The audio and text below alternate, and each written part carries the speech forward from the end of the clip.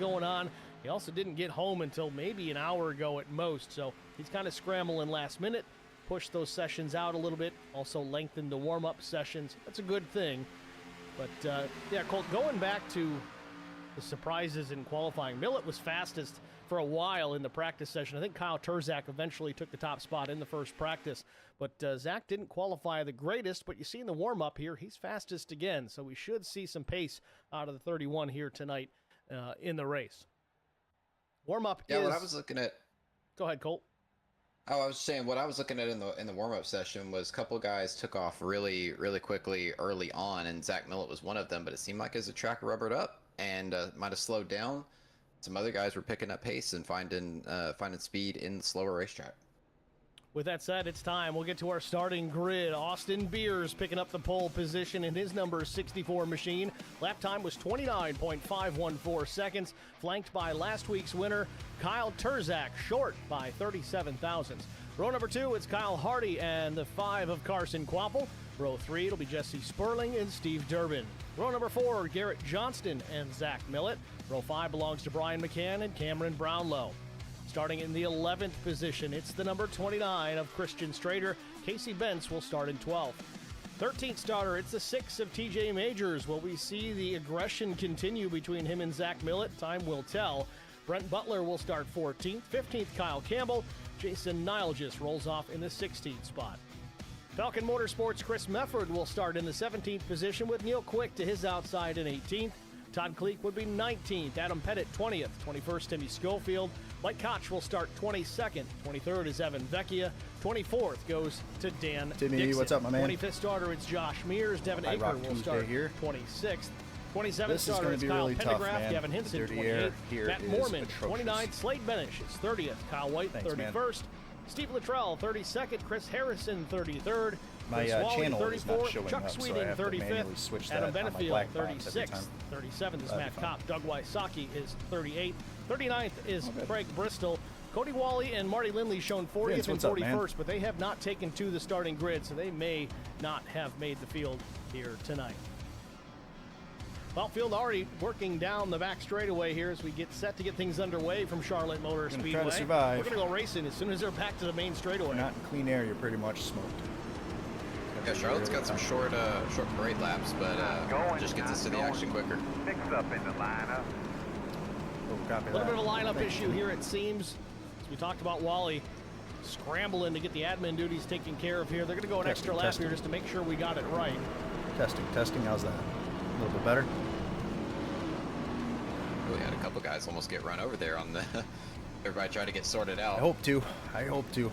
So with that said, we'll take another quick look here at Gotta move it a the little bit race closer, details. 125 laps the distance, 80% Just fuel wanna on get to the board. bottom and, 45 to 47 laps, give or take a just lap try to either end of roll that. as easy 4 as tire possible. sets over the wall, no fast repairs, 0 zip, zilch, and 1 attempt at the green-white checkered finish if so necessary. Again, tonight's race, the 3 wide with 175 DJG laps. We've got 5 total sets, so we Charlotte do Motor have Speedway brought to you 4 of course, by over the wall. 3 wide with DJG. About to get set. 80% One more lap fuel of gives us caution here. roughly We should be on the one to go right now. 45 to Fingers 48 crossed. laps, give or take. Showing 45 right now, so I think it's closer to that. And Stream Chat blowing up. Shady Acres and DRS Whiskey, of course. All right. Let's see Got if Michael we can Murray, live. 11:45, cheering on Cameron Brownlow, and Tommy Janikowski back in the chat as always. Thanks again for checking in, Tommy. All right, you got a pick, Colt? I'll let you go first again since you're new here. Let's see. Oh, man. See what Tuesday brings us this week. Looking at the lineup here, you know what?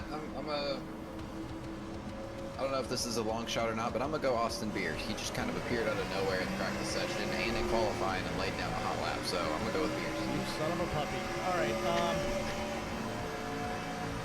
Hell, I'll go with Zach Millett to pick up win number 5. My dark horse will be Brian McCann. How about that?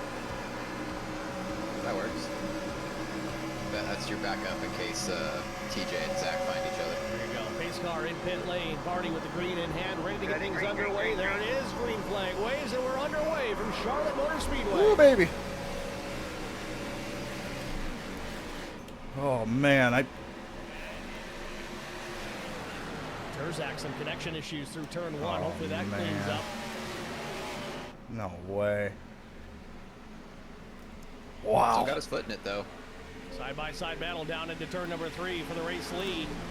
It's always a moment of pride here if we can Oh, lead shit, the first him lap too. of the race. Jesus, how many Pole points position guys are in or this one? otherwise. Oh, and one goes around. It's the 81. Garrett Johnston, no. Steve Any Durbin feeling about and the the car at all? 29 of Christian bad? Strader spinning down into pit lane. Multiple drivers involved here at the end of lap number 1. We have a parking lot in the last chicane of the Roval. It's bumped in just a little bit, but it's not too bad, man. Durbin, I think, triggered this one off, but I think he got away more clean than anybody else.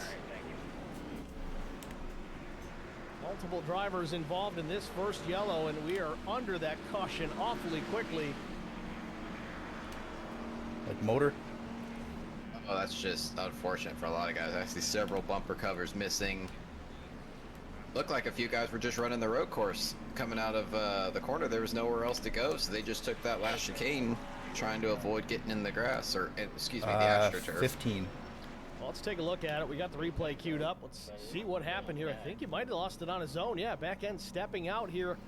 Just get to the power that was a little bad. too soon on cold tires. Millet lucky to get clear of that one. I think, yeah, it's pretty darn close. Ryan McCann getting into the 30 machine there, and a big wreck Yeah, here yeah, on him turn and, number 4. Really? Oh, that's huge. Wow. That dreaded turn 4 Charlotte bump. Right.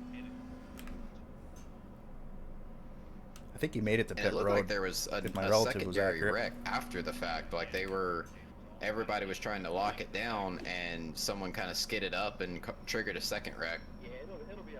Well, yeah, And hard Durbin, hit for the 30 and the 15 here. Durbin starts going around ahead of these guys, and yeah, the 30 tries to go Huh? up the racetrack while checking up. McCann maybe Did he? didn't see it, gets into Nice. him. Tough break What a for these beast. guys. See, TJ's got a little Thanks, bit of damage Timmy. on his Yeah, that was nose. close, man. That was close. I saw the rear end kick out a little bit, but the rear tires were spinning, so I knew I had a little bit of time.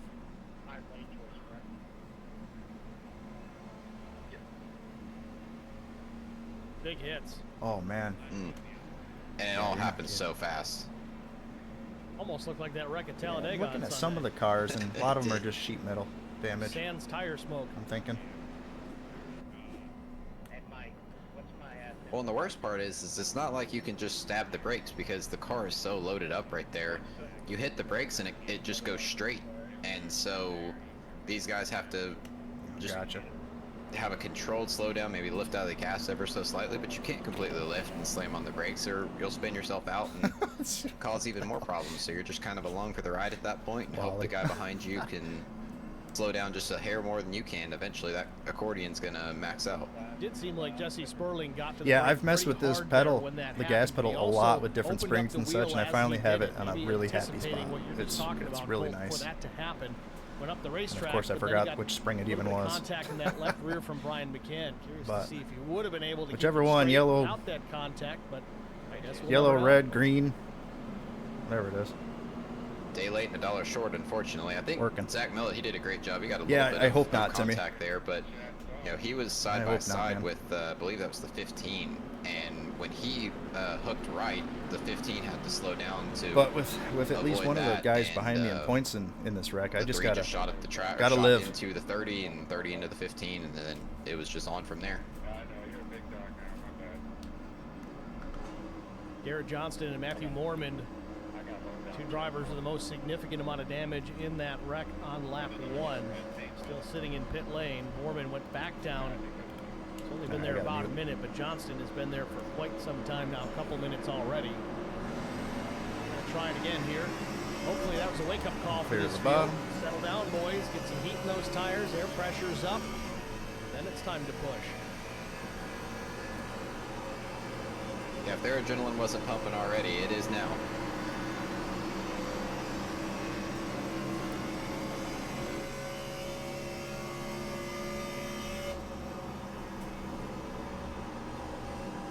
Green flag.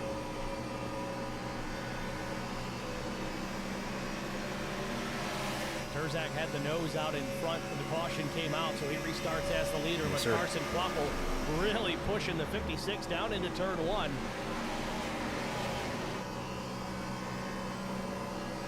Quappel Quapple's going to be fast here tonight, Cole.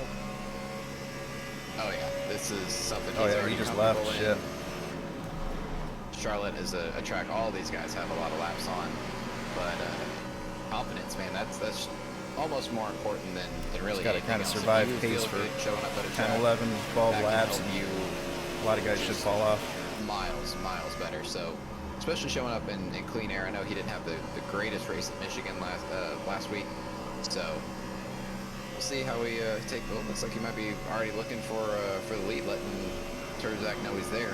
Quapple had a little bit of a run off turn number 2. Not enough to get too excited, but thought he'd stick the nose there and get Terzak at least taking a look. Maybe throw off his entry into turn number 3. Didn't really work. Terzak, though he is a rather young man, he's got quite the resume in real race cars and here on iRacing, but mostly on the short tracks. His intermediate speedway ability certainly coming into fruition here in the last couple of months, but now he has to fend off. Oh shit, that's Adam. A professional. Carson Quapple now to the inside of the racetrack, looking for the race lead here at Charlotte. And I have to imagine that these guys are going to be a little bit more careful going over that bump right there in turn 3 and 4 that I talked about earlier. And that thing can catch you sleeping so easy as we have a new leader. Carson Quapple out in front now, takes over the race lead in lap 8 here at Charlotte Motor Speedway. One driver low on the racetrack down the back straightaway. I think that might be What Adam happened, man? Benefiel. Indeed it is. Benefiel with a mechanical black flag. Don't know if he was involved in that initial incident. I did not see him have so much damage, but he's very slow. Oh, shit, the kid. Lane, and the left front is pushed way in and not even touching the track. Yeah, these are not That was the one I UOP mentioned before. modifieds. You got to have all 4 on the ground. Looks like there's someone else ahead of him. Might have 45. a replay on this here. Let's All see right, what man. we can Sorry. find happening here to the Zero machine. Oh yeah. Ooh. Chris Wally and Benefiel coming together in the dog leg. Man, that could have been so much worse. I had seen on the track map a couple of guys that slowed down, but I thought they were just going into pit road. Man, the 45 just nowhere to go. Likely some heavy damage here on the 51 of Chris Wally. Oh, the 45 is jumping. Oh, there we go. Right in the door. That's where the damage came from. You could see that left front just snap whenever he made contact.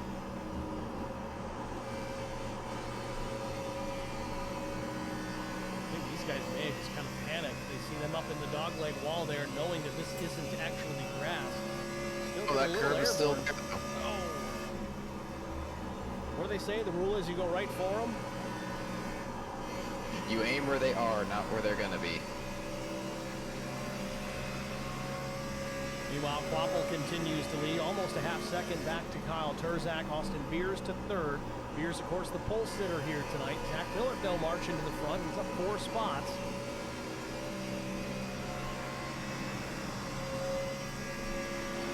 Yeah, these guys are just kind of feeling out their cars now. Now they've got more than a lap on their tires, so just kind of getting a feel for it. They obviously ran into pack during practice and know each other really well, but they want to get a feel for There's a lot of how people their cars are disconnecting. handling, what they're going to do. Everybody obviously takes care of their tires just a little bit differently. We know Zach Millett is just so good at saving tires, so I don't think he's in any rush right now. Carson Quaffle, he's just out there enjoying leading laps. Guy behind me, the 2 behind me, are they Take pushing another really note hard? here. They Take keep a look at this field. Cole. pretty good. Everybody single file, almost front to back right now. Just logging laps. Again, 175 laps the distance here tonight, not 125.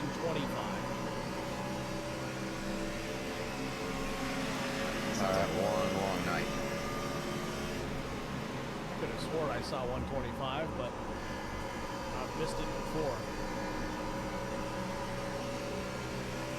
Well, if it makes you feel any better, I heard you say both because I was writing in my notes how many laps and I hesitated, so I just wrote 1 and 5.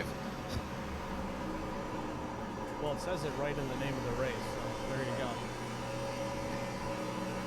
Sometimes it's looks laps, like- sometimes it's miles. Who knows? beautiful. Beers looking to the inside of Terzak there. Got a good run off of 2. So that's the thing here with Terzak. He is young and aggressive, and he is going to fight for every position, every single lap. I don't care if it's lap 15. We're going to fight for it. He did just that. Came down on the right side door. Austin Beers wasn't going to give him an inch, and he's going for the race lead. Hold up, move. Wow.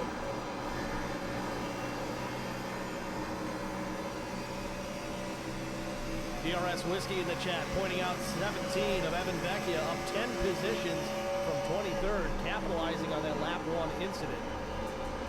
Vecchia now up to 12th.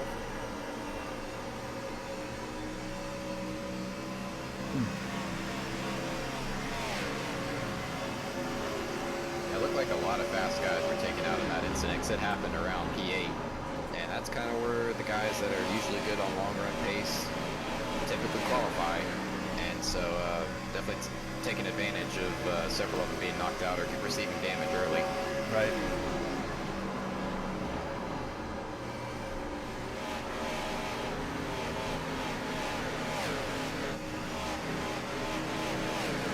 Chris Wally still running back in the 19th position. He's still up 15. Again, talk about guys that have capitalized, but he may have some damage on that machine. In fact, going back, that was not Chris Wally in that original incident. There's another car out there with the 51 on the door, so we're going to try and figure out who that was. I believe that was Garrett Johnston that got in the... Johnston's in the 15, and his car is gray and green. I think it might have been Todd Cleek. No, that's the 45. Well, we'll figure it out. Or we won't. Spears falling back just a little bit. Zach Millett looking for P3. He's getting pressure from behind.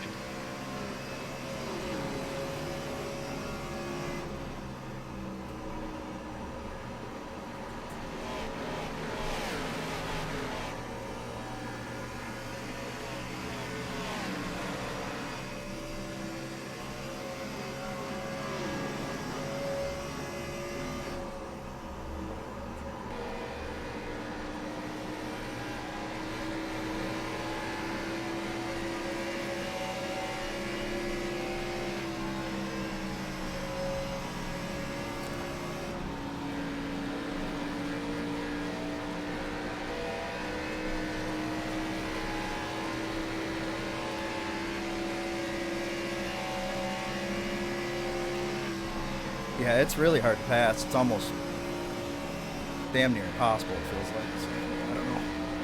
We just run our race, right? Just got to try to stay smart.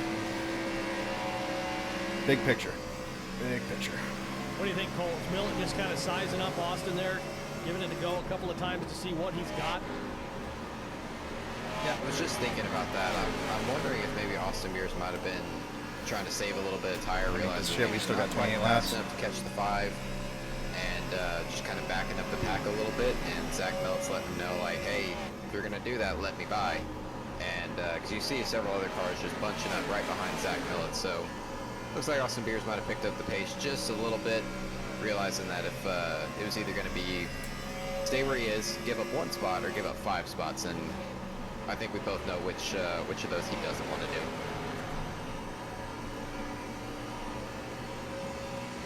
Real Quick battling with Adam Pettit. Pettit in the 49, Quick in the 2. Behind them, it's Gavin Hinson in 39. This for about the 6th position. Pettit has it.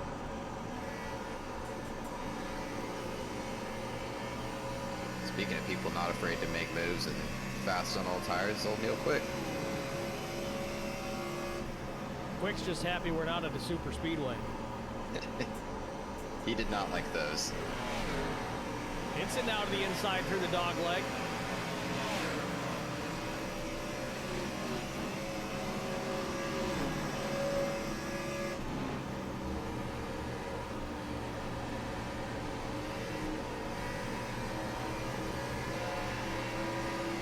Quick right back at him though.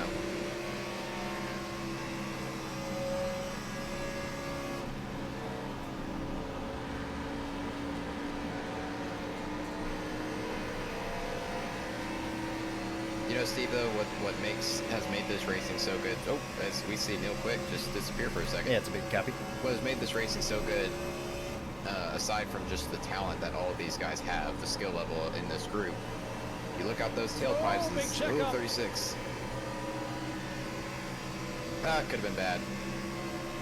But if you look out those tailpipes, you see a lot of flame as they go into the corner. That is off throttle time, softer tires, and off throttle time always makes for better racing, and we're seeing that here tonight as we're not even that far into the race, but definitely see tires starting to fall off just a little bit. 25 laps in, and they haven't been all green with that caution before they even completed the first lap, and we've got almost 2 seconds of fall off already with our leader Kyle Terzak. His fastest lap at 30.01. He's running a 31.86 the last like time that. by, so that is very promising to see with Carson Quapple a little bit faster at 29.94. He's a full 2 seconds off his best lap. Yeah, I'm almost wondering if Terzak might be just trying to run away and saying, come get me if you can, whereas Quapple is kind of saving his stuff just a little bit, not sure when the caution is going to come out, and trying to keep his tires up underneath him for a little bit longer. Austin Beers going for it, and Quapple throws a block. Side by side in turn 3, they bang doors in the middle of the corner with Christian Strader up the racetrack. They'll go 3 wide to clear the lapper. Going to open the door for Zach Millett. Where does he I don't go? even want to pad, just want to run my line. Big wiggle. Oh, contact.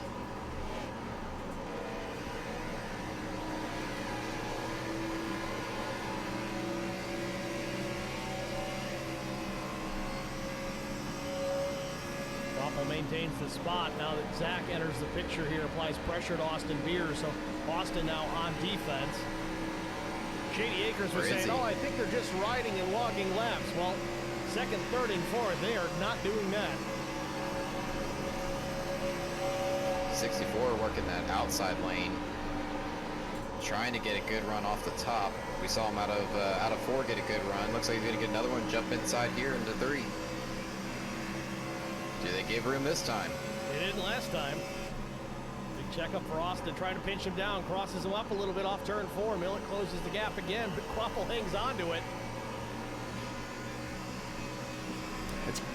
Millett down. No, it's just it's everybody's desperate because you He's can't do anything. Thinking, look, if you're gonna wreck, just wreck where I'm not, or let me go.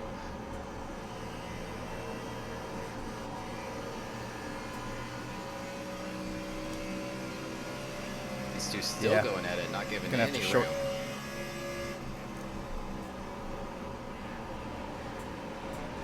You see Quapple switching lanes though. He's working that middle to high lane now. We're gonna have to short it by a lap or 2 at least. He saw that the 64 was getting a good run off the top and was able to dive bomb him into the corner. So you see him working a little bit higher up.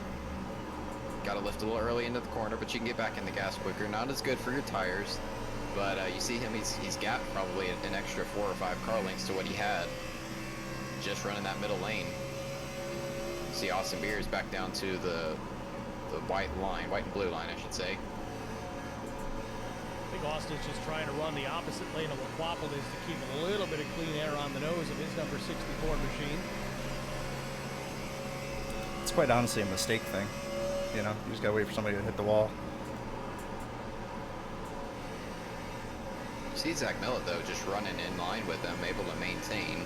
He's also not pushing, from what I can tell. He just doesn't have that look about his car where he's just trying to make something happen. He would have happily taken P2 if they got to race it any harder, but I think he's pretty content where he is.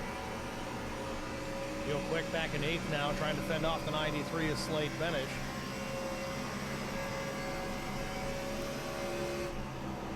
Through all that battling, Terzak had to have been loving that because he stretched his lead to about 1.5 now.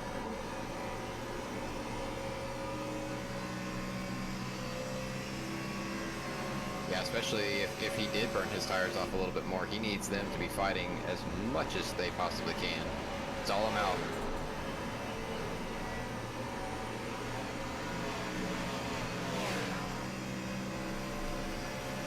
See if Neil Quick can get a run off the top side here. The 93 Benish got that run off the high side out of 4 like Austin Beers was trying to do, and he's able to make the pass.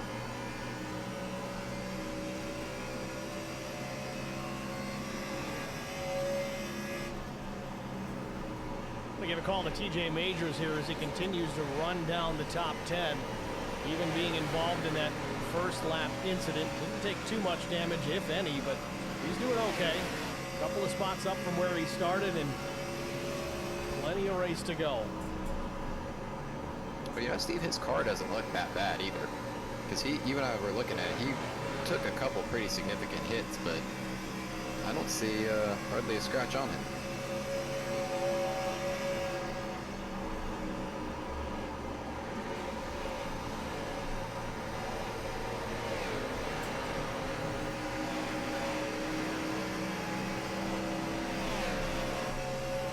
Steve Durbin back on the racetrack, albeit many laps down. 81 was the driver that came around off turn 4 at the end of lap 1, where everybody else got wadded up behind him.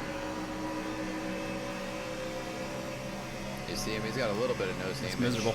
He's wiggling the car around. Looks like he had a fuel issue.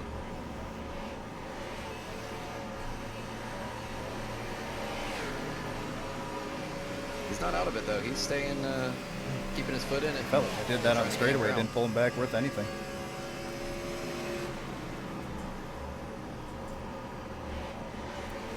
Drives it in way deep into that corner. I actually prefer him running Durbin the top. 2 laps down in That'll help 30 me. seconds. You want to say his We are light is 13 done, out. but a couple of cautions depending on where he is. He could get some of these laps back, so his race not over just as of yet.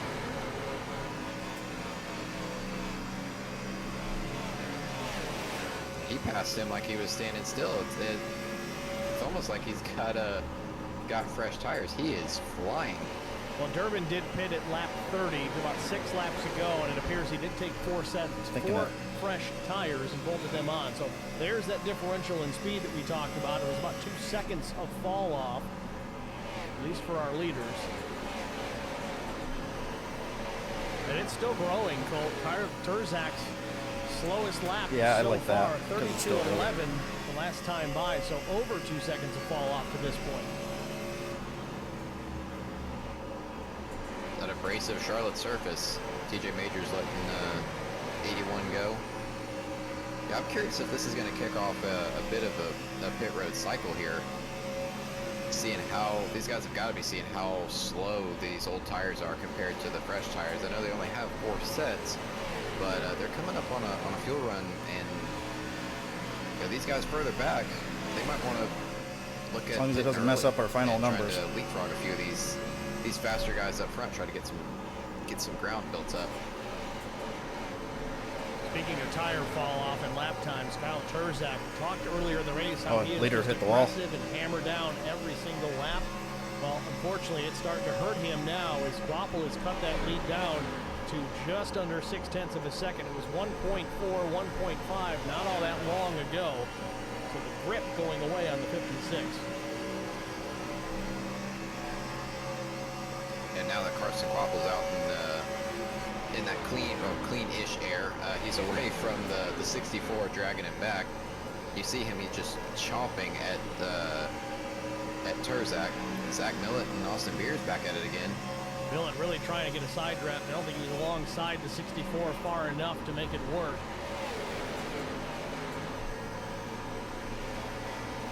Millett's got to protect that right rear. He's going to go to the back of this line if he's not careful.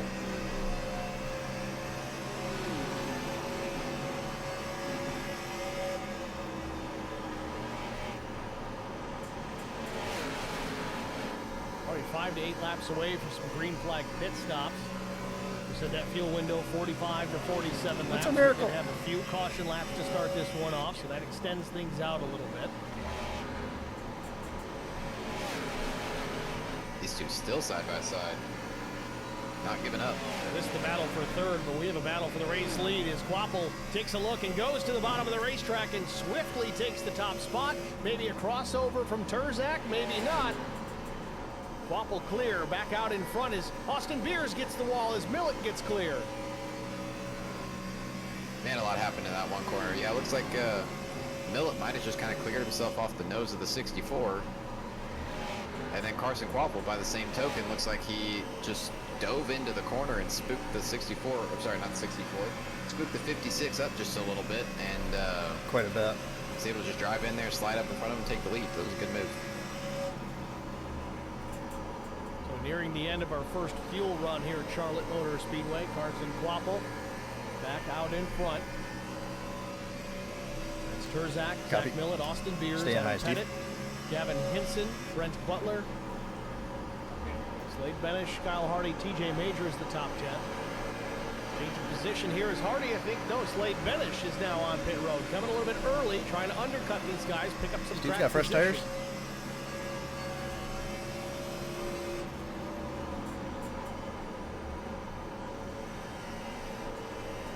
And I don't dislike that move. You know, running kind of back out in the top 10 like he was. Why not? Why think not he's give just it a gonna let shot? me Maybe catch a caution just right and offset these tires. Well, even still, he knows that everybody in front of him is going to have to pit within a handful of laps anyway, so he'll get a chance to get the laps back.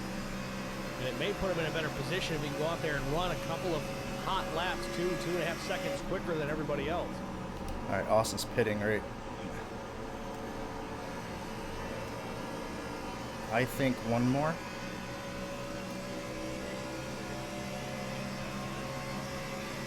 I believe we got Terzak on pit road as well, do we not? Kyle Terzak on pit road in the box. What does Quaffle do I'll get a now? lead lap lead here Gonna too. have to come down next. Jesus, Steve. Majors, Brent Butler, so green flag pit stops underway. And here comes some more. Brent Butler, TJ Majors, Dan Dixon, Mike Koch.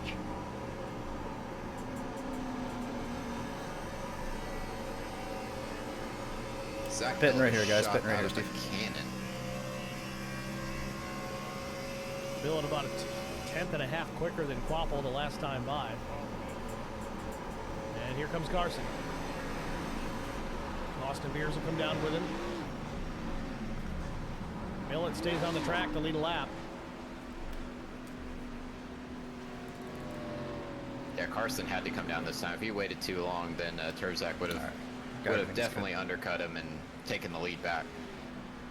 I mean, how does that really pay off, though? If this thing runs green the rest of the way, which I don't anticipate happening, but if that's the case, you know, Quapple coming down a couple of laps later, yeah, he's lost some track position because he didn't come down, but does it come back in the end? If I'm expecting a race to run green, I want to be the last one on new tires. And if I'm expecting cautions, I want to be the first one on new tires because you got a chance to play around with the cautions. Zach Millett is on pit road now. So the proverbial first Pass one to 49, pit pass 49. last. Big Correct. Oh, caution on the speedway just as Millett gets to the box. Oh my God, what a freaking luck is that? Holy shit. I think this might have been Doug Wysocki coming to pit lane. Or How bad Chris was it? Harrison, maybe? Oh my God, 48. Harrison is towed to the box, so maybe it was him, but Millett finishing up his pit work. He's still shown in the 8th position, I believe. No, he did lose a lap, but he's the first one a lap. No, Hinson's the first a lap down, and Millett is on the lead lap, so he got a free stop out of this. About to say, we're about to It might have been see because if they were this close was to each other, but I a can't really tell. gift from above or a curse for Zach Millett. Well, it looks like it might have Oh been yeah, a gift. Jesus. Looks like it was the 71 that What had was a it? moment out there on the speedway. This is off turn Kinda number read my 2. mind. I'll back it up a little further because didn't catch it as it happened. There we go. Yeah. On the backstretch. He was coming out of pit lane, it looks like. Cold tires. Oh, up on the banking. Air gets up underneath the car. Oh, big hit. Not to mention the commitment cone violation, or the the blend line violation that he was going to get, but I think he would have taken that over hitting the wall. I'm pretty sure that white smoke coming out the back is a bigger problem than the blue cone. So Adam Pettit, Chuck Sweeting, Chris Wally, Chris Mefford, Evan Vecchia, Casey Bentz, and Devin Aker need to hit pit lane. They hadn't come down prior to the caution, and this is going to give Zach Millett the race lead. I need to ask Zach about where to find some golden I horseshoes was because I just can't gonna seem say to it. find one. How many guys am I passing? Oh, all right. There we go. I'm trying to look for both Terzak and Quaffle. I see Quaffle, but Terzak's pretty far down in the running order. He's 23rd. It's very strange they So got the me in the blessing middle of for this. Zach Millett is the curse I think it's for at the Kyle very Terzak. tail end of the waiver rounds.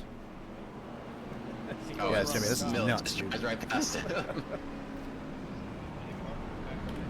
This is going to make it fun to watch, though, because Terzak's going to be on a mission. Thanks.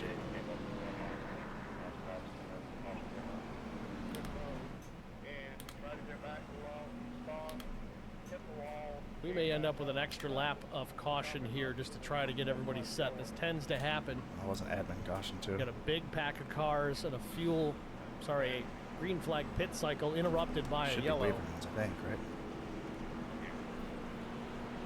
Showing me as the leader on Just the glad we're race not running laps. the old Nextel restarts where the leader would restart 15th and all the lap cars are in front of him. I think that almost goes back to the Winston days. I think they finally went to the wave They're gonna around extend cars this, with I'm sure. Nextel, didn't they? Yeah, except if it happened during a cycle. I got you. I guess I Then it am the would leader. still- yeah. You talk about confusing. We would be, the whole time we'd be up here texting each other or trying to write down who was where just to keep up with anything. Texting. They had cell phones back then? Oh, I said you and me. I don't, well, I don't know if there was.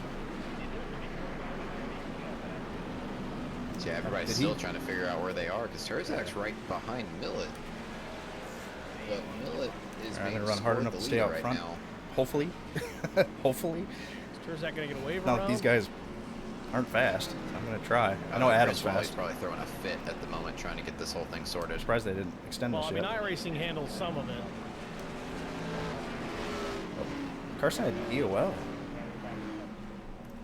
They are doubled up and the lights are off, so they're going green this time. Millet's in the lead. I don't know if they're going to I've wave got it a bad off, feeling though. we're gonna You're have get a another lot of caution right cars off the bat caught here. up in double file. You run the risk of a bigger problem on the restart if you got guys coming in at speed and then having to check up. You're just going to be under caution again.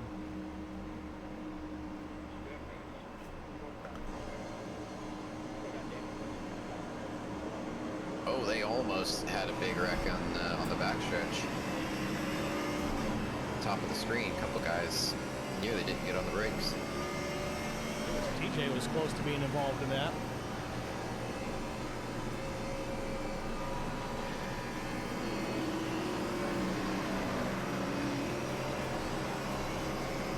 Yeah, they're definitely extending for. Oh no, pace car's off. We're going green. Green flag. Looks like everybody got caught up. Copy. Boy, you talk about the tail end of the longest line right here. So Millet gets away clean from Chuck Sweeting and Adam Pettit. Oh, Terzak already trying to make moves. You weren't Shocking. kidding, he was flying.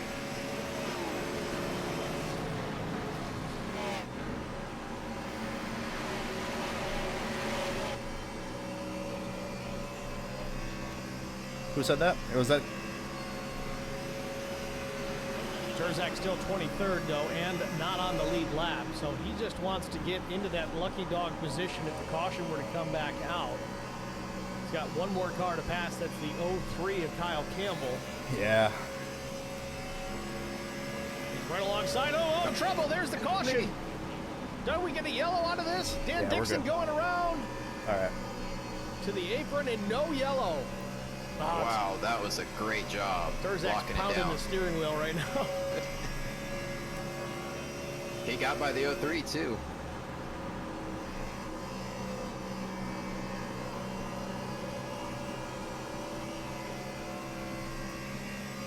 So Kyle Terzak, the lucky dog position now if we catch a caution. He's just going to keep marching forward because the longer this run goes, the higher the likelihood that Zach Millet will start lapping other drivers. He doesn't want to have to contend with that. I don't want to, only because of practice when we got stuck behind whoever it was, Behind Chris and I Zach couldn't Might do be looking anything. to Even though I felt lap like we were himself the way old-fashioned faster. way. Watching him wrap the bottom there, he is not saving tires at all. He is trying. Yeah, to he's cut his way flying. through the He's field. pushing hard behind us. And we talked about So I'm going gonna to try just to do Terzak enough. really doesn't save much of anything.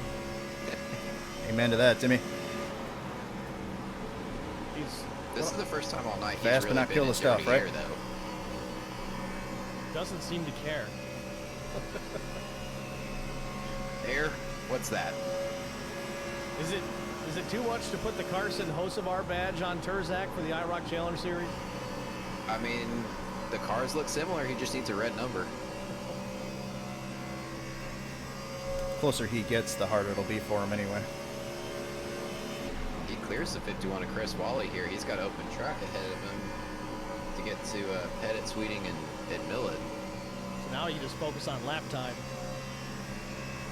He's not going to do that, Steve. He's going to be hunting down that 31 car. He's got a ways to go to catch Evan Vecchia, though. Half a straightaway.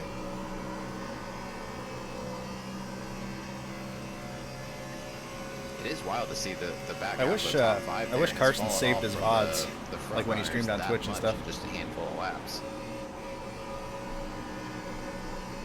Zach Mill will cross start finish here, put 58 laps up cool on to go board. back and We're watch. going to step aside, get a track limit side-by-side break out of the way. Stay with us. We'll be back after this.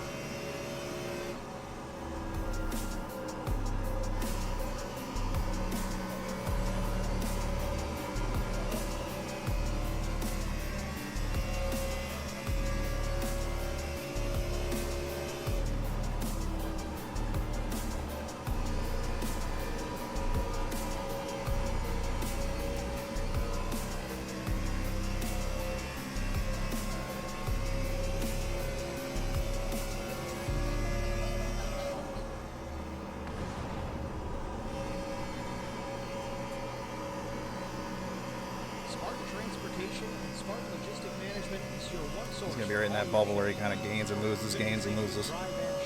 Auto transport shipments, full service in-house brokerage, drop-off facilities, just-in-time deliveries to all auto manufacturers, facilities in St. Louis, Missouri, Kansas City, Missouri, and Indianapolis, Indiana.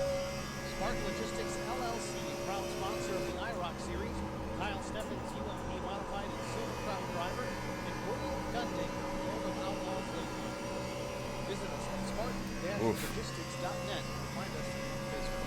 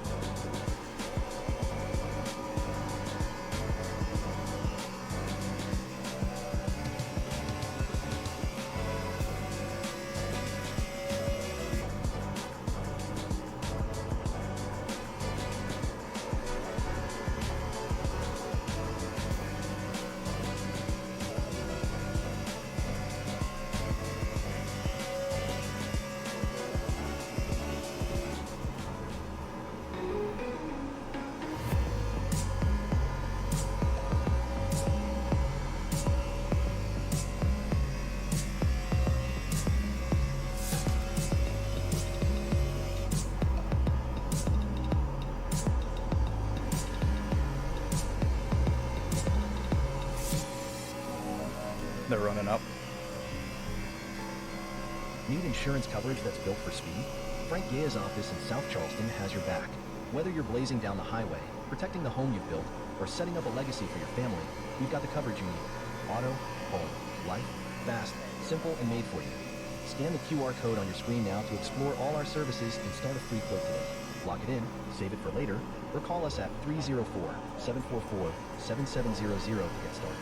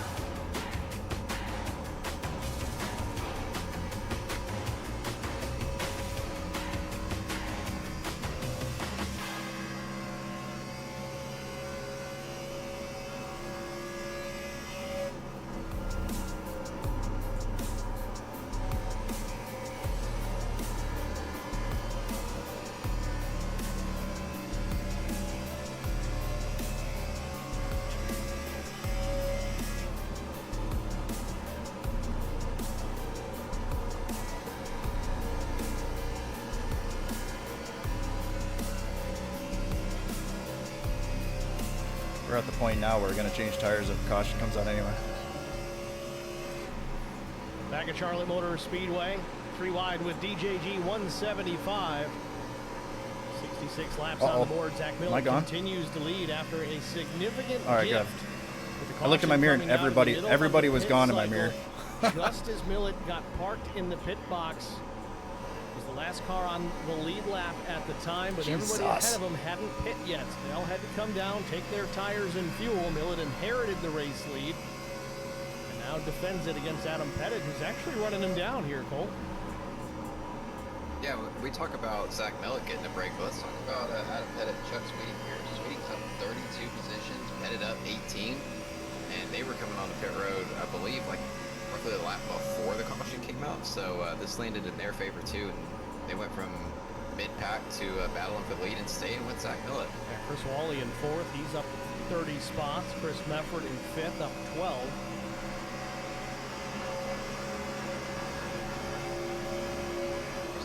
Back there, and looks like about 6. Just kind of stuck in traffic right now, from what I can see. Not really able to move forward. Yeah, we still got a ways before we're halfway, so this might be just, all right, let's ride here. We kind of got bit by the caution a little bit. Got Anthony Mears. Oh, you're good, man. Just gets tight. Looking good tonight too. He's up 10 positions in 15th. That number 36 machine.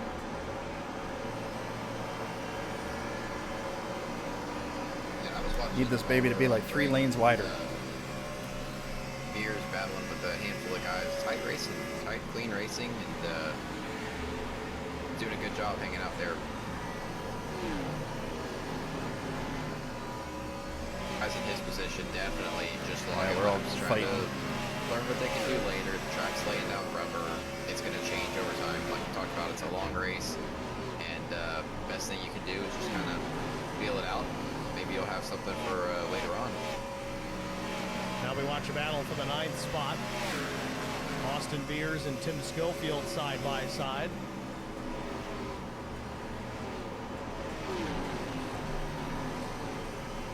Oh, Timmy up the racetrack, little bit into the door of the 64.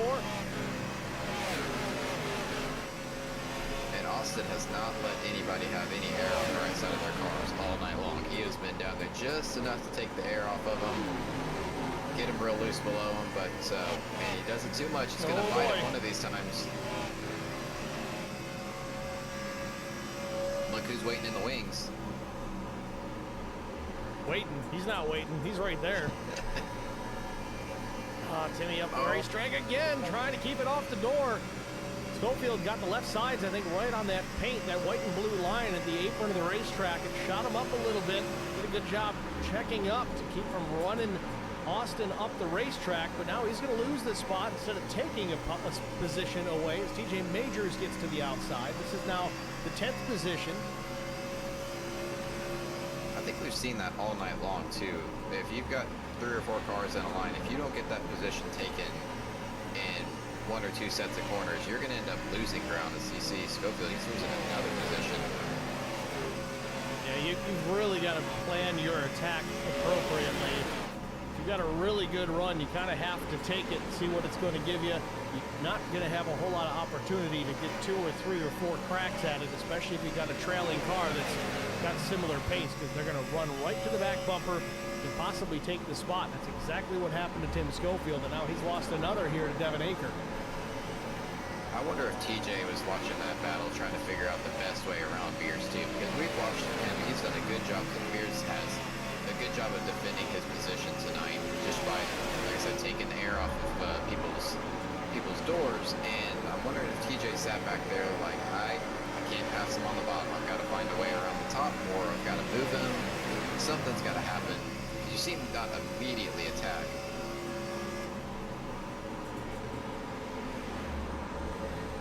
Battle for the race lead. Chuck Sweeting, Zach Millett. Sweeting on the bottom here, almost side by side at start. That's all it finish. is, just fighting, trying to get in front of them.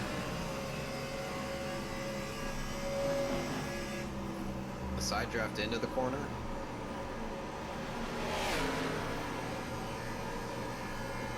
Bill's going to get a good run off the top here.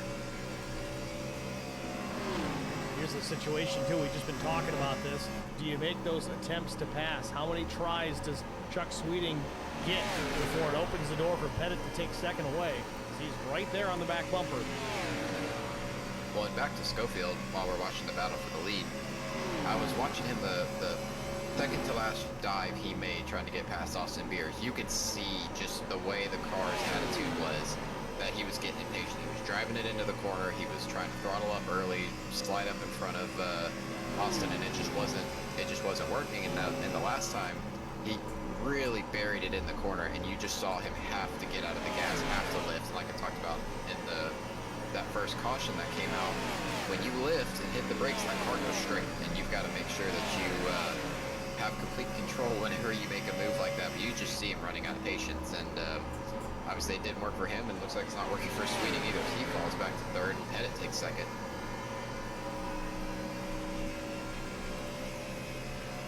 Kyle Turzak now still shown in the 22nd position. I think he got the good out of those good years too. He was gaining ground on Millet there for a little while, and has started to fall back into the clutches of the top 5. He still made his way up there considerably, as Turzak not that far back from these leaders, just a half a corner here.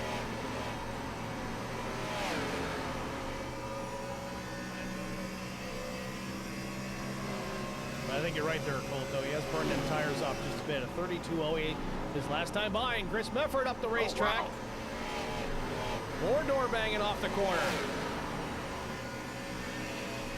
I want these tires to start showing us what, I almost wonder, Steve, if Turzak some kind of benefit for saving here. Meffort's not really appreciating it all that much. Chris Mefford, the 4th place machine, too. Yeah, he's not even racing it I'm for the best I position. He's can probably with thinking, staying in "Man, front." you Yeah. had your chance to go get your lap back the hard way. You didn't do it, so get out of the way now." Gives him a little kiss into 3. I will He's say, gonna ride the wall. I will say this about Kyle Turzak. He's good, and he's also good enough to just give you a little nudge to let you know he's not happy and not turn you.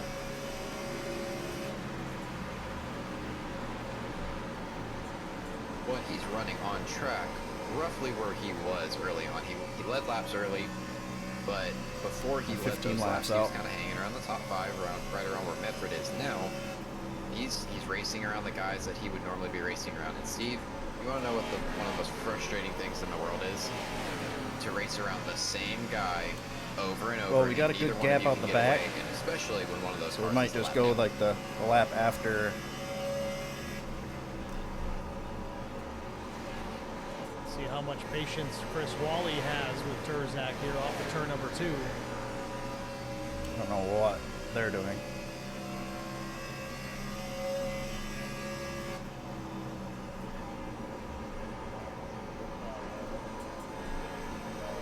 Running his tire tracks right now. Turzak's trying to find a way back around Medford though. You see him cutting across the wake. As soon as he pits behind us, I get think we'll some, come right in. Get some clean air on that nose. See that dirty air dumping on Chris Wally there. Shot We him were up in the the corner racetrack already, in man. turn 1 and 2. It did. And look at just how much Mefford has gapped Wally, and they were nose to tail before Mefford passed Turzak there.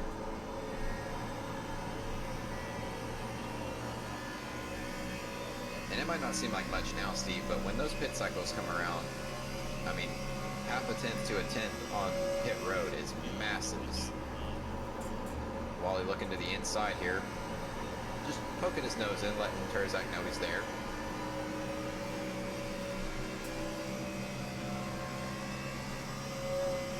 So Jesse Sperling may have had a problem out on the track here. Let's take a look here. As long as we got a choice, if we get stuck behind somebody, it'd be our only option. Took it to pit lane.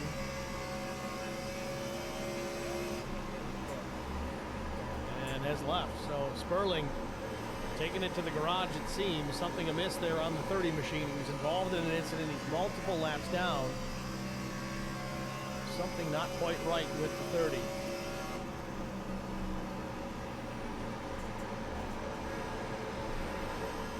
Thank you, sir. Top 3 still tight together, but you're right there. We said at the beginning of this run, Colt, they very quickly separated themselves from the rest of the top 5, and that continues. Chris Mefford in 4th, about 1.9 back from these leaders.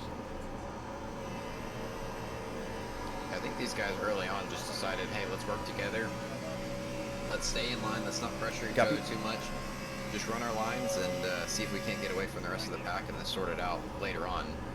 I mean, you see that super speedway racing all the time. Obviously, this is different being an intermediate track, but it does work. If you've got a fast enough race car, you just got to be able to stick with the leader. I'm probably gonna get him right on exit unless he checks up mid.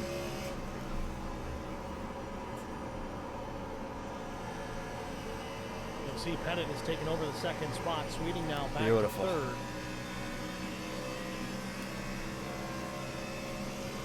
Sweeting, though, still a little bit quicker than Pettit. Almost a tenth. Sorry, a hundredth quicker. A couple hundredths quicker. I'll be all right. It's all right, see, Matt's hard for. Oh man, that was weird. It lagged in my No, it looks like screen that he hit the Pettit, wall, but it definitely might did. have got second place from Sweeting whenever they were trying to get past Millet, and just kind of a crime of opportunity, if you will. He got the Definitely pushed big time there. That was weird. got 75 off balance, and was able to make the pass, and now they're just kind of hanging out riding. That's why I say that he's trying to stick with 31, driving it deep in the center. Might be approaching another round of green flag pit stops here in relative short order. Let's take a look. And Millet went 47 laps on that first run. He was in the pits when the caution came out. We're at 40 laps now. You see Pettit actually went 49. So we talked about 45 to 47 on a load of fuel. Is Pettit now going for the race lead?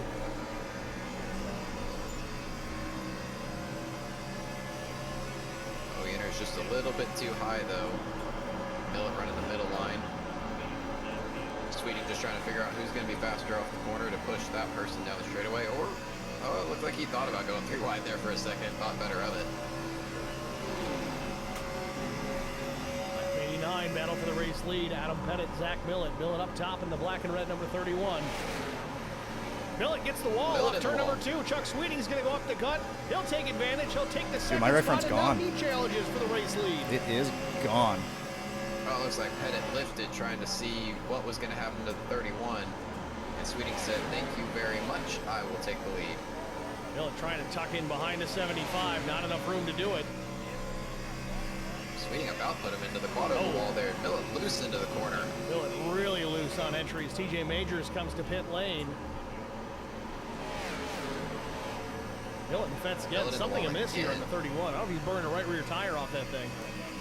I'm scared to pit because I don't want to caution. The car just looks unstable all of a sudden. He's all wiggling it down the straightaway. Trying to make sure the toe is all lined out.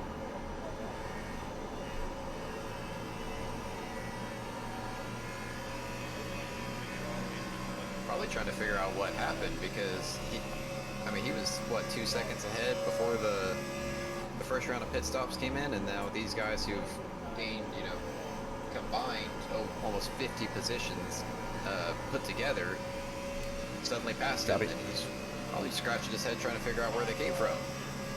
Oh, is that damage to Neil Quick? Maybe it's just the paint scheme. Well, right front damage on the 2. Right rear's kicked in too. Oh, and smoke coming out the back. Smoke. Let's take a look. Oh, guys coming to pit lane. Austin Beers in it big time. How did we not have a caution from that? TJ Majors going to the pits. Oh, wow, that was close.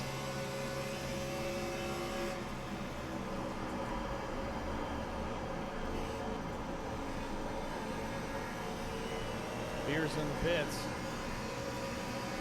Still shown at 13. The leaders still Chuck Sweeting, Adam Pettit, Zach Millet. Millet back full second from Sweeting now as Beers in pit lane. We'll see what kind of repairs 64 is going to have to affect here.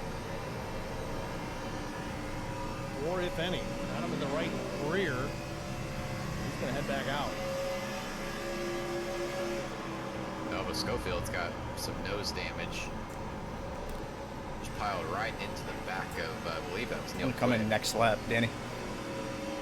I was gonna sneak in right there, but I just wasn't in a good spot. I mean, it looked like Majors was already down on pit road. Looked like Austin Beers maybe made a late commitment into the pits, and then just guys in front of him didn't see him. We got Wayne Cannon clear in out the the chat. back, Says, so. what's up, everyone? Wayne runs the Four-wide Motorsports League that we just started covering here on Monday night. Late model stock short track racing. Headed to Lanier next week. Thanks for checking in, Wayne. Steve, Zach Millett, he must have maybe done some damage to that car or really burned his tires off, because he's fallen back to behind Chris Medford here. Why?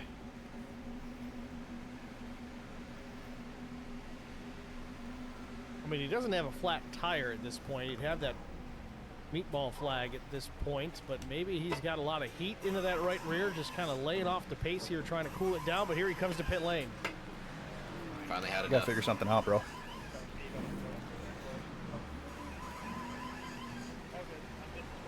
Went another 47 laps on that run, though. Stretched it all the way out. Brett Butler, Stephen Luttrell, Brian McCann all on pit lane. Well, Steve, he may have also heard on if the driver chat said something about that wreck on a pit road. He may have been trying to find a clean lane down into the pits so he didn't get run over, and decided to maybe let Medford by, and he had a gap behind him after that. Quick stop for Millett, 1477, 4 tires and fuel. Now Chris Wally will come to a stop from the top 5. Wally, another one of those guys that got a gift in that first caution, gained a ton of track position. But he held on to it throughout the course of that run. Yeah, I was going to say he's making the most of it. He's not showing that that's a fluke. He has held on to his position really, really well, even though he's had to battle Terzak the whole time.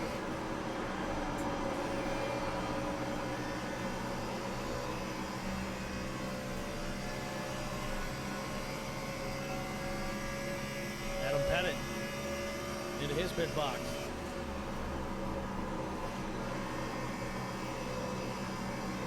Chris Medford on pit road as well. Evan Vecchia. Guys, you're supposed to be changing tires, not talking about how you don't like I was thinking the same thing. thing. Meanwhile, Austin Beers with a black flag. I don't know if he had a blend line violation or speeding on exit. Either way, the 64 going to come down and pit. Right rear Yeah, with those guys coming off pit road, I didn't want to shoot low and kill us all.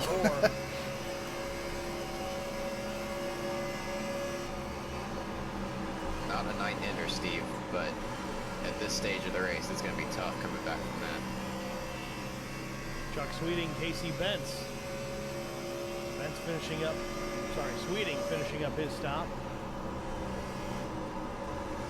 And Steve, I saw the jack go back up on Austin Beer's car. He's burning through another set of tires. I know they have limited sets.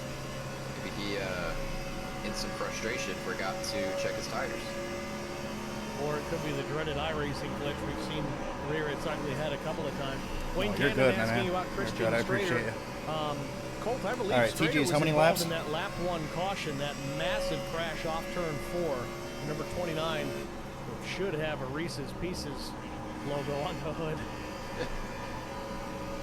Yeah, he's currently shown 13 laps down. Yeah, there were a lot of cars involved in that one. I was Thanks, trying to Timmy. pick through who Appreciate made it you, man. through the wreck. That was easier to figure out than who was in it. You want some drama, Colt? Look I who's see leading it, and TJ. look who's I second. see it, Steven.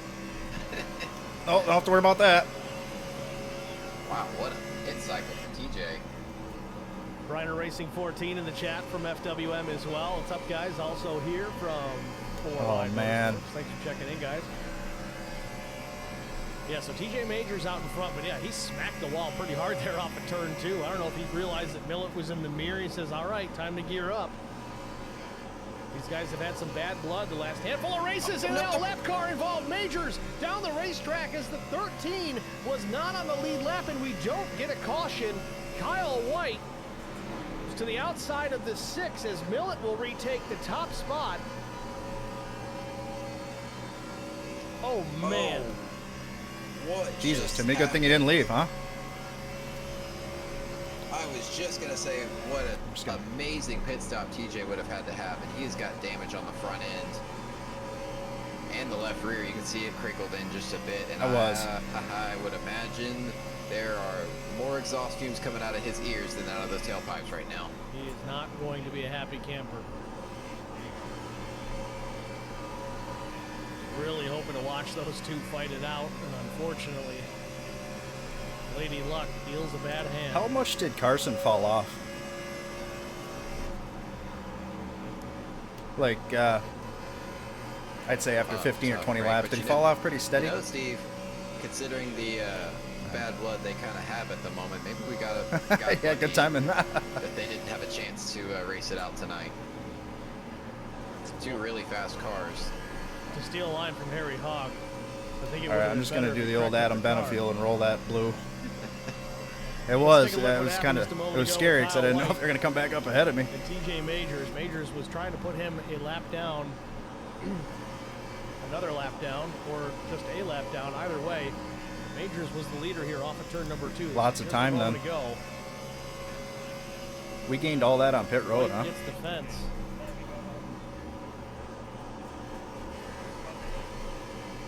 DJ looks like he just didn't have time to react to it. That's sick. This reminds me, I think it was Richmond, where I want to say it was definitely a short track, but Majors was just lights out all night long. I think you're right. Yeah, I dominating just the got to really race. concentrate on I that. think it was with 1 to go. I think it was Doug Wysocki ran out of fuel, and it looked just like that. DJ ended up getting collected, and he ended up finishing 3rd or 4th, and I believe McCann went on to win it. If we can finish this whole run in the lead, we might clinch most laps led too, which would be absolutely massive. Wow. It should be 5, yeah. Looking at his car, though, I mean, he's going to have that front end damage. It's going to be significantly tighter, but if he doesn't have engine damage, which it looks like he was really trying to keep solid contact from away from that car. He was, as soon as the 13 got away from him, he was trying to drive around him, but yeah, he looks like he's down on horsepower. Maybe the toe bent out of it as well. It's going to fight him through the corners now. About a full second off the pace here, and they just finished pit stop, so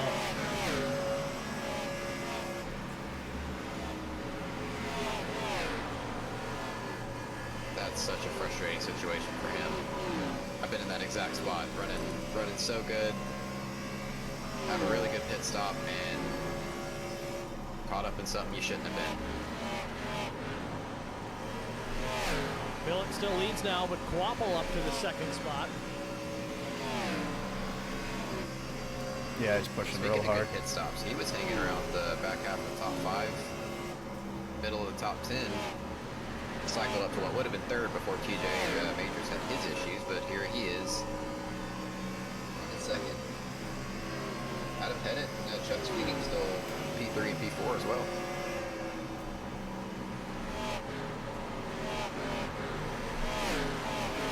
We got Ivy Ushroom. I'm just going to call Thanks, it the Tim. Mushroom. Says, I'm pleasantly surprised that the game isn't throwing cautions for some of those. Makes the strategy more interesting for sure.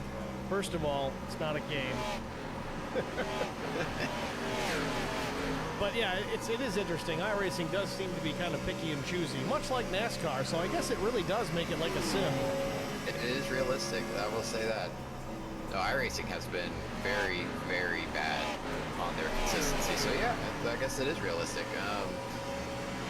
Lately, just their cautions have not been consistent. I mean, we saw a guy, 5 cars pile up on going lap into pit car? road, several Oh, of them okay. sideways, and no caution. Yeah, that was in the middle of turn 4, and there was traffic coming, obviously. The delta between those cars Yeah, I'm just checking trying up to- come to pit lane versus those guys that were staying out on track. I'm shocked we didn't get one. Oh, it would have made that turn 4 lap 1 caution look like child's play. It would have not been Thanks, good. Matt.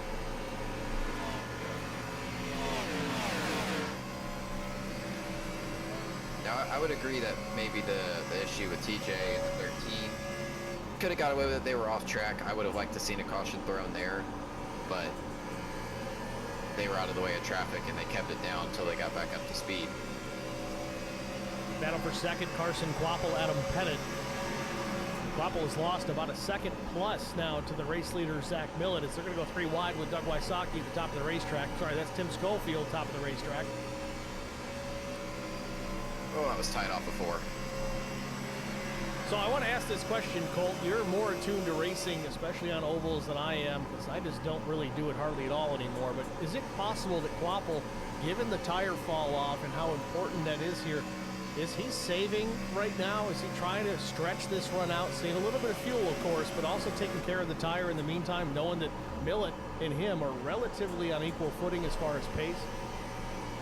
I would say typically that would be what you would do. I mean, I had an instance last night where I was doing the same thing. I had short pitting a bunch of guys, and they came out with 5 lap fresher tires than I did, and they were clearly faster, so I let them go, and you know, knowing I was running my own race.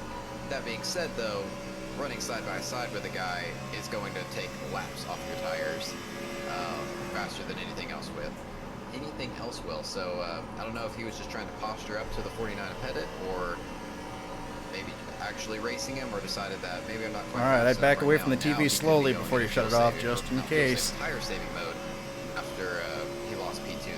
Conservation efforts for sure here, it seems, for Carson Quapple, but now he's going to pinch down Chuck Sweeting there just a bit there off turn number 2. Maybe give it a go once or twice, and if it continues, let him go. But you see Sweeting now backs it down, and he'll tuck back in behind the 5 of Quapple. We'll call it aggressive conservation, Steve. Is it like DW's co-opetition? Something like that. Nice. It'll go in the same book. Sweeting switches it up. He goes to the outside this time. He's got the run through the mid-corner here, and he'll carry that momentum off turn number 2 and get clear of Quapple. So move Sweeting up to 3rd. Quapple back where he started in 4th.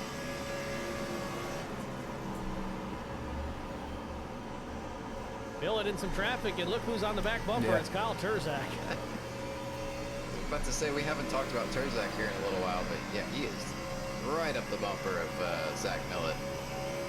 Terzak made his pit stop at lap 91 and loses some ground here mid-corner, but he's in the lucky dog position right now. This race is run relatively clean. I did talk to Chris Wally earlier in the week, comparative to last week's race on Tuesday, but he said, I'm kind of thinking Charlotte kind of might be a wreck fest, and so far it's been pretty good. Terzak pancakes the wall. Yeah, Charlotte really goes only one of 2 ways, and it is a complete and total wreck fest, or it just goes green the whole way, and there's not really, there's no rhyme or reason for it. It'd be really upsetting if this goes green all the way till the end, through all the pit stops, and then that car brings out something. Or it could be 68 degrees like what we're looking at right now. I'm sorry, 78 degrees. And it could be, you know, one race you think is going to be flag to flag, and it's high-pacing. I really don't know, vice but versa. So, they need to yank yeah, him. these guys, they've had a couple of cautions, They need to but yank these him guys off. have I mean, done he's- a really good job for the most part. Can't gain anything at this Keeping point it green anyway, you on know? these long runs out. Real quick, I believe I figured out. Oh, there it is! Cody Wally was just going to talk about him. Gets into Kyle Terzak, sends him spinning down the racetrack. And no caution still. How is that Oh, still that's not great a news. caution? That's fantastic. Terzak He just instantly left. into pits. goes to pit lane, and that does it. I was just going to say, we were trying to figure out who the 51 was earlier. hate to be and like we that, thought it but was it's Chris like, Wally, it's- but Wally's in a black and white paint It was that scheme. bad.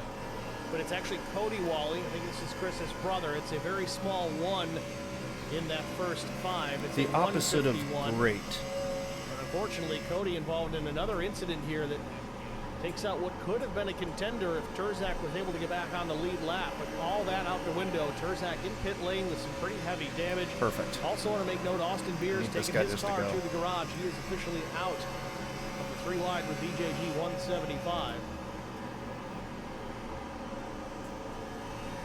And Steve, something we haven't got to talk about in recent years with So all we're gonna really do stock car basically is racing wait as for a whole P2 and 3 to is pit and attrition. do it right And, after. I mean, we just saw Yes. 3 of the really the faster guys tonight with TJ Majors and now Kyle Terzak and Austin Beers all being taken out. All guys running really well early on, and except for TJ getting the gift he just had cycling to the lead, but then getting wrecked out. I mean, just the attrition is starting to take effect. Zach Millet continuing to lead now, really turning up the afterburners. 3.3 Gotta tell you, I seconds appreciate you back being to on the Adam box, man. Pettit and Chuck Sweeting. We're going to step aside It's for our final more help than I can tell you. side-by-side break. We'll be back with some potentially more green flag pit stops coming up relatively soon. Stay with us. We'll be right It's back. insane how much like peace of mind is everything. Like I can ask you anything and you got it. It's just hard to, especially at this track for some reason, because I'm not good here, to look at shit, you know?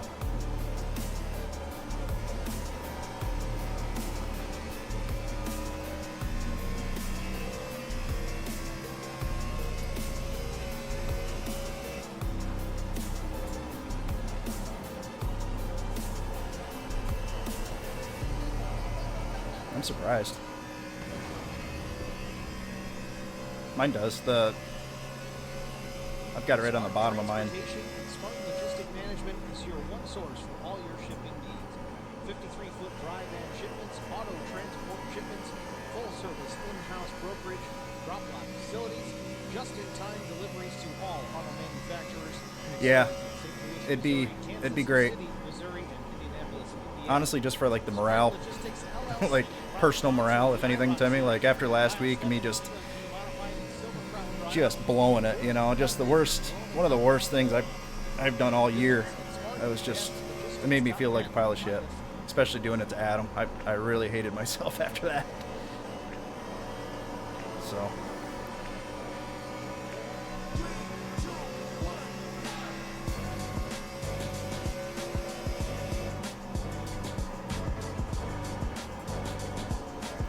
Thank you, sir.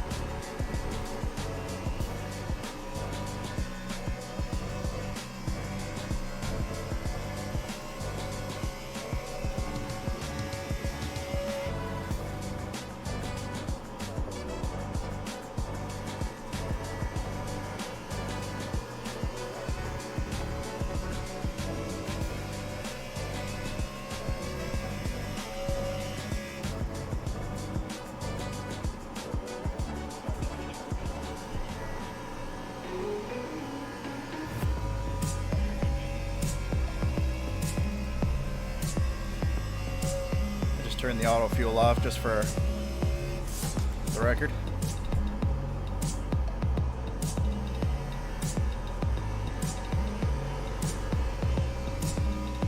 Thank you. Need insurance coverage that's built for speed? Frank Yea's office in South Charleston has your back.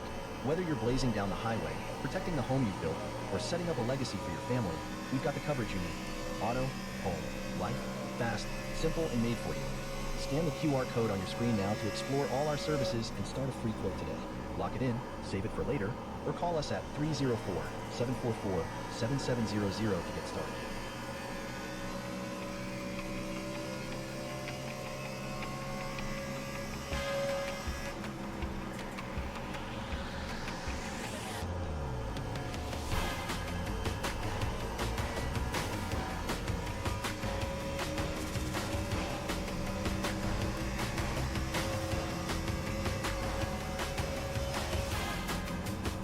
Thanks, Steve.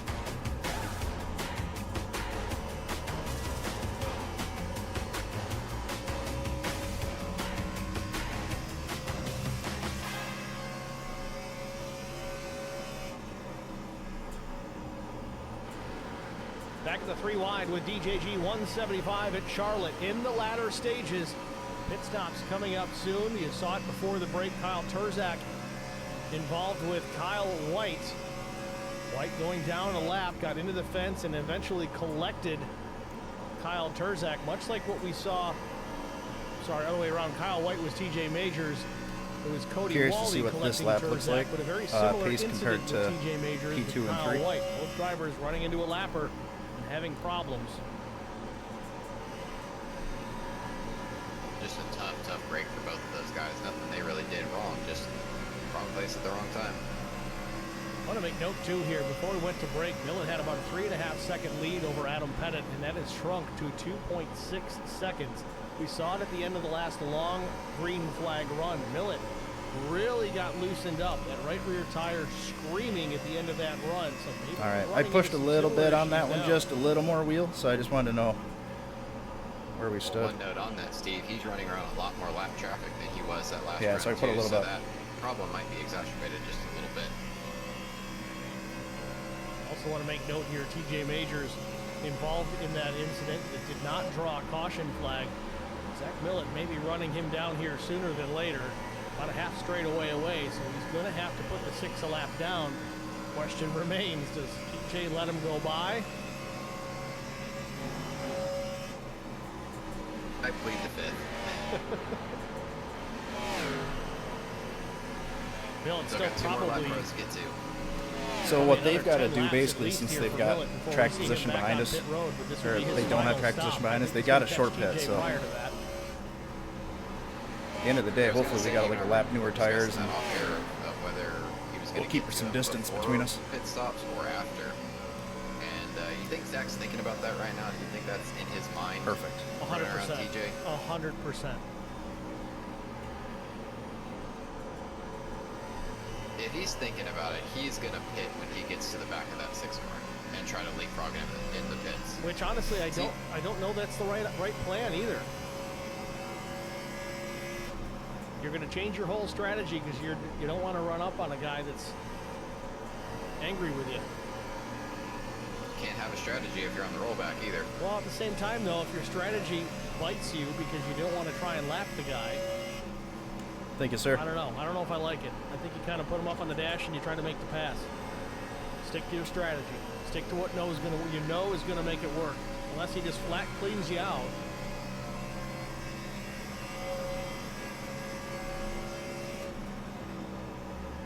Pettit's gaining ground slowly but surely on Millett. There is still a buffer there, just working his way through some lap traffic. We'll see if he starts running him back down at a higher pace than he Thank was. you, sir. Sweeting getting a little squirrely behind the 35 car. A lot of those Trying to guys figure out what lane he's going to be in. dancing around. It was Kinda funny. shook It was a good. half a I lane did it on and purpose. 35 did the same, though he's not a lead lap Yeah. car there.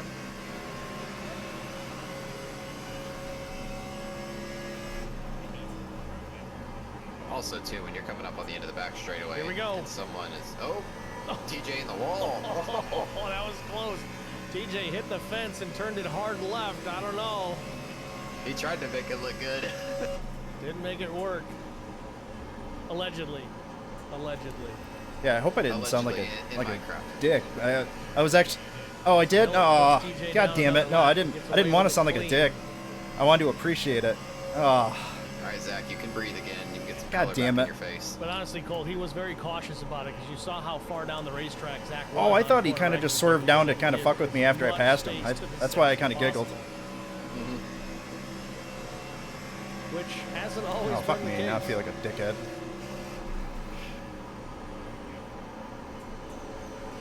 Some pit stops beginning here. Nilgis, Mike Koch, Josh Mears. Thanks, Tim. Majors now comes to pit lane. Kyle Hardy on the pit lane. All right, this is the time. We got 5. All right, third place. Or wait My for question is, P2. as slow as TJ's pace has been, do they meet again later on in the race? Well, we're going to see if he's going to get some damage Okay, fixed so here. check He's pit. still running top 15, so a halfway decent points day. Okay. He's going to put right sides on it. Going to be 4 tires in fuel. Let's see if he hangs out for some damage repair.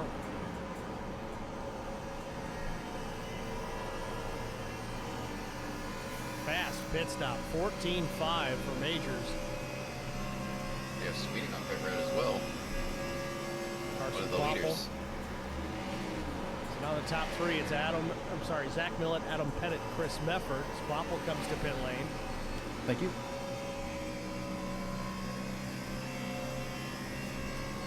We'll go one more, you think? Yeah, and it's closed that ground. He's another 2.5 tenths closer. Little by little, he is gaining ground on Zach Millett. Zach's going to be in here pretty soon, but if Pettit happens to get to the back bumper before then, that's going to be the cue for Zach to come down. They were about the same amount of laps. Well, another thing here, The last Steve, time. is Zach's he's got to clear the lane when he gets to Pitting right here, Devin. whatever lap car that he's coming up to. If they're still on the lead lap and he's putting him a lap down, they've got every right to fight for that position. But once he gets lapped, once that car gets lapped, I mean, there's nothing really to fight for after that other than trying to stay close to the leader Yeah. to get the next guy that goes a lap down for the lucky dog.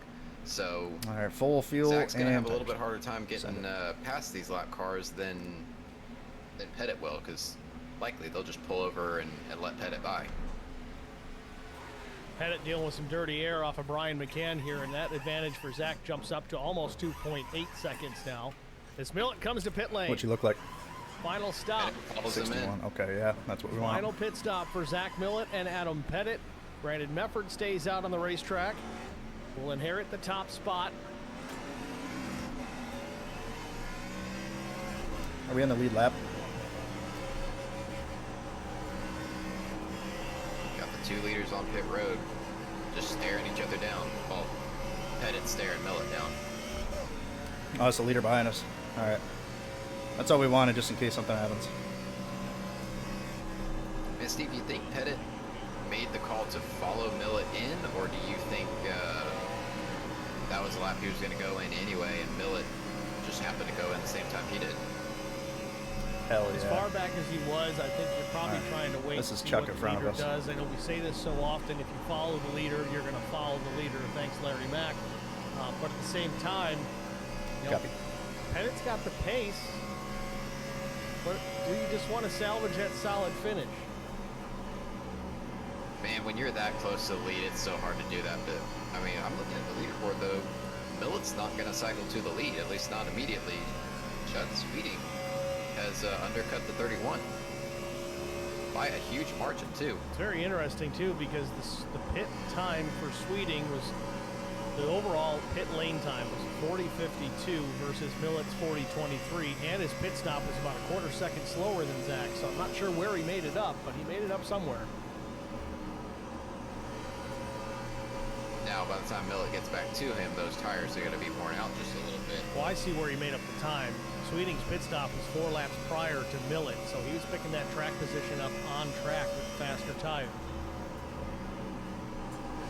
Likely got dumped out on track with not as much traffic either. Well, either way, I mean, 2 seconds a lap, a fall off. I mean, just 4 laps. There's 8 seconds right there. Sweeting in the 3rd position, and Millet is back about 3/4 of a second.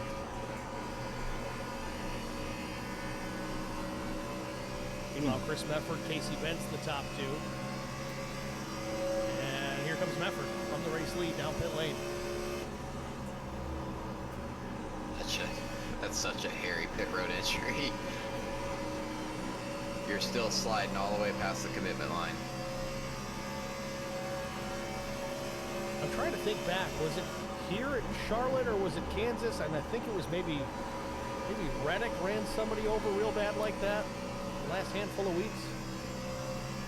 Somebody coming to I'm pit lane and thinking just of, drove up the back, or am I losing my mind? I know the story's right. I just don't know if I got the season or the track or the drivers. None of it's right. That was Ty Dillon and William Byron Yes, in Vegas last year. That's right. Yeah, So it was last year. I'll be right. close enough. I didn't mean to wag the tail, but boy, if I had old tires, that would have sucked. Casey Bentz to pit road from the lead. That will give Millet the top spot as he gets clear. Chuck Sweeting in no time flat. I really don't have a problem with them at all either. Oh, Yeah, but Ginger, look who right? it is. I know. Oh boy. I know. That is a bright car. Oh, that's close.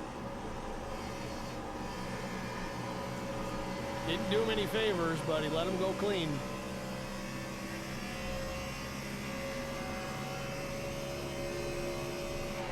See, the thing with TJ is he's having just good enough at night that he doesn't want to throw the whole thing away for it. If he was 25th with that hood all crumpled up and I'm gonna down run on as power, fast as don't I think we can would've because seen Chuck him is quick on the long run. let Millet go twice.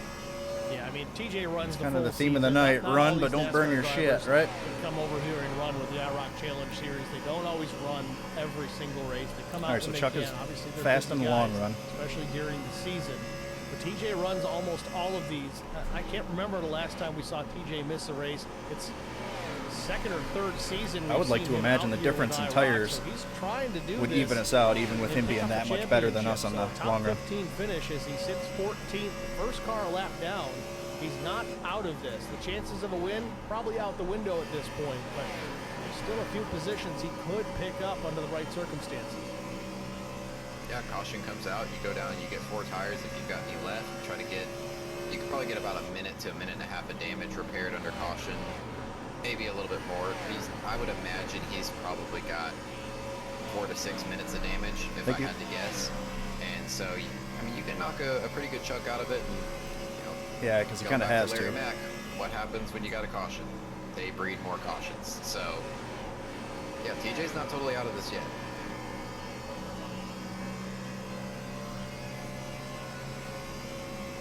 13 cars on the lead lap here at Zach Millett. Chuck Sweeting, Adam I'm Pettit, slow. third, Carson Quapple running fourth.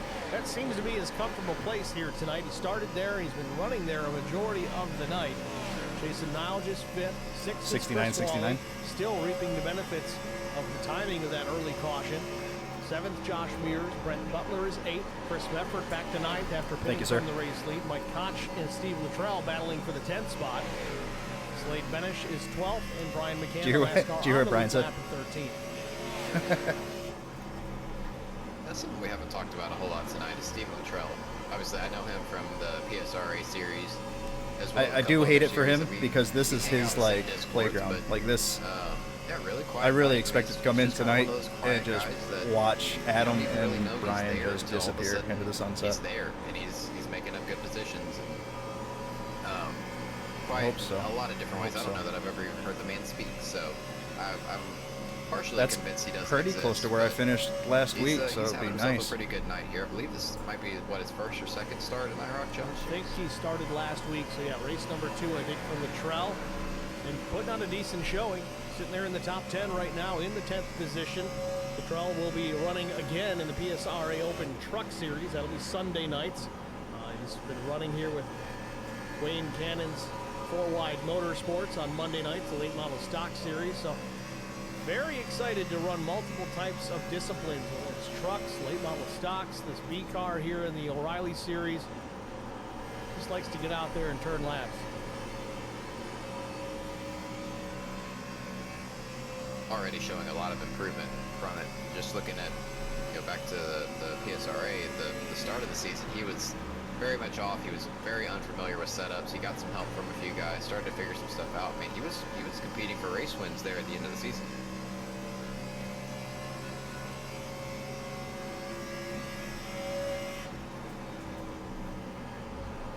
'96 Devin Aker alongside and through, not a position. And Briner Racing in the chat says, yeah, he's very quiet, but a good guy. Briner Racing, one of the drivers in that late model stock series on Monday nights.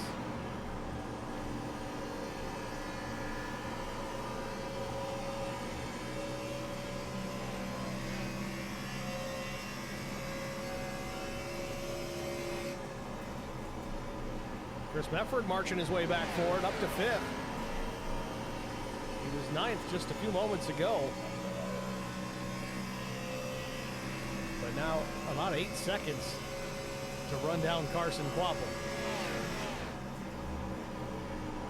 Mefford was one of the last ones to pit under that cycle, so he's going to have the freshest tires of anyone. I believe he pitted probably 4 or 5 laps after Carson Quapple, so he's going to have a considerable speed difference, especially with how much rubber is laid down. I mean, you can just see the color of the track is different in the bottom groove. These things are going to be laying down a lot more rubber. The track's going to be a lot slower. So those fresh tires are really going to help Mefford out here.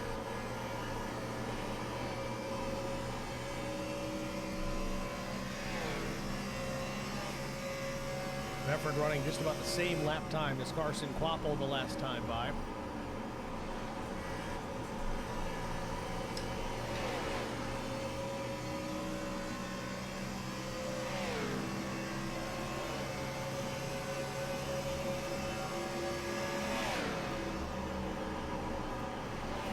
Thank you, sir. I've been keeping an eye on the top 3 on my track map over here, and they were gaining ground on Zach Millett under 3 seconds, but they have fallen back to about 3.3, and it almost looks like they got stuck behind a lap car. It's a tough lap car to get by. It's Brian McCann. That would explain it. Yeah, Sweeting and Pettit, they have both. Oh yeah. Back. Just lost a ton of momentum. Most productive crew chief in the game right here. Trying to get my Ryan Newman. And here we see it again, though, the battle for second starting to shape up between, well, the same two guys, Chuck Sweeting and Adam Pettit, who put on a great show here tonight, keeping their cars up Pace into the top is, three the looking really majority good. of the evening. But so far, at this Backing point it- now, backing it down a seemingly little not bit. having anything for Zach Millen as that deficit grows to 3.5 seconds with 17 laps to go.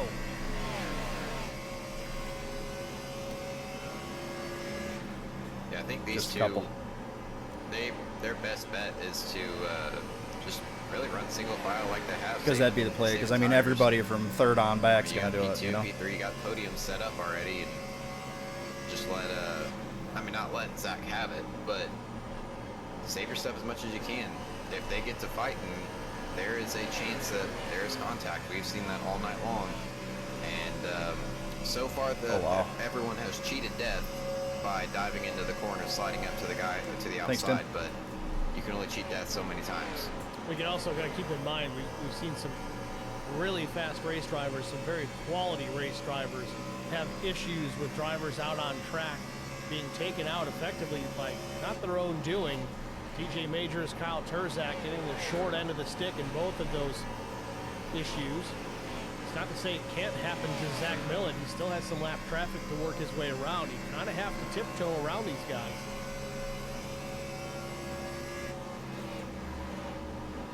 All these guys are still running their own race too. They have their own positions to gain.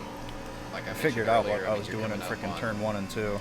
Schofield here, he's several laps down, so it's in his best interest just to let That I them was by. screwing He's it not up gonna the get first laps stint, back. first and second stint. He's just racing basically other cars on his lap. It just came He to can me. gain one or two It spots, came to me a little while ago. coming up It's on the lead lap guys, like the that's gonna bumps be a in lot 3 and tougher. 4. You want to let off aggressively, kind of the opposite of what you normally do in the B car. Plus two, you want But in them, 1 and 2, you don't. wherever a lap It's the car opposite. is You want running, to be kind of no matter what your smooth and line easy. is. And I was if ripping they're it running both. the top, stay up top. It is, They're running yeah. the bottom, stay on Because the it's bottom. all They're about how running you go the down middle, that little hill. Stay in the middle. Because your splitter bounces off it. And Millet knows this. You need to find your way around them, because if they start getting unpredictable, then nobody knows where anybody's going to be, and it's so easy to make contact. Just fresh tires behind us.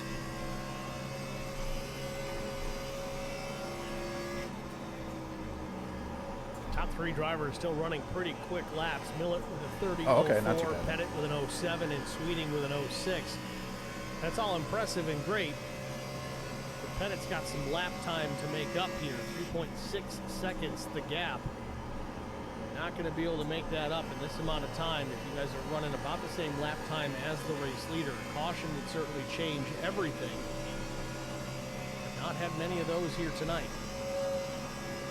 Well, Steve, they've got 3 lap cars between them and Millet. Millet only has 2 lap cars to get through before he's got a lot of clean track that he can run away. Perfect.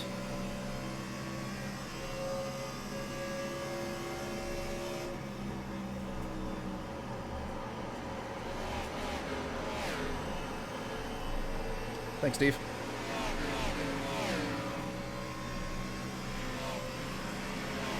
It does too, yeah. Just have to Missed my sneak their way butt. Did I through. come out clear when I said that? All right, good. Slade Benish Butterfingers. in the 13th spot. He is now. Well, he was the first car a lap down. It's now Casey Benz, the first car 1 lap down. As Millet clears Steve Durbin. Now sets his sights on Matt Kopp. Thanks, Matt. I'm not coming across as an annoying asshole thanking everybody, but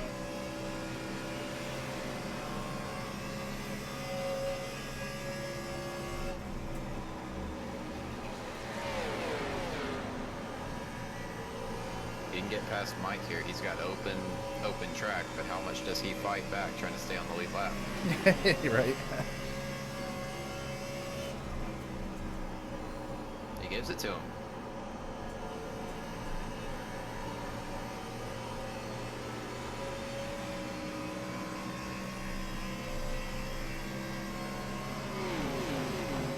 Zach Millet staring down the barrel of his 5th win of the season.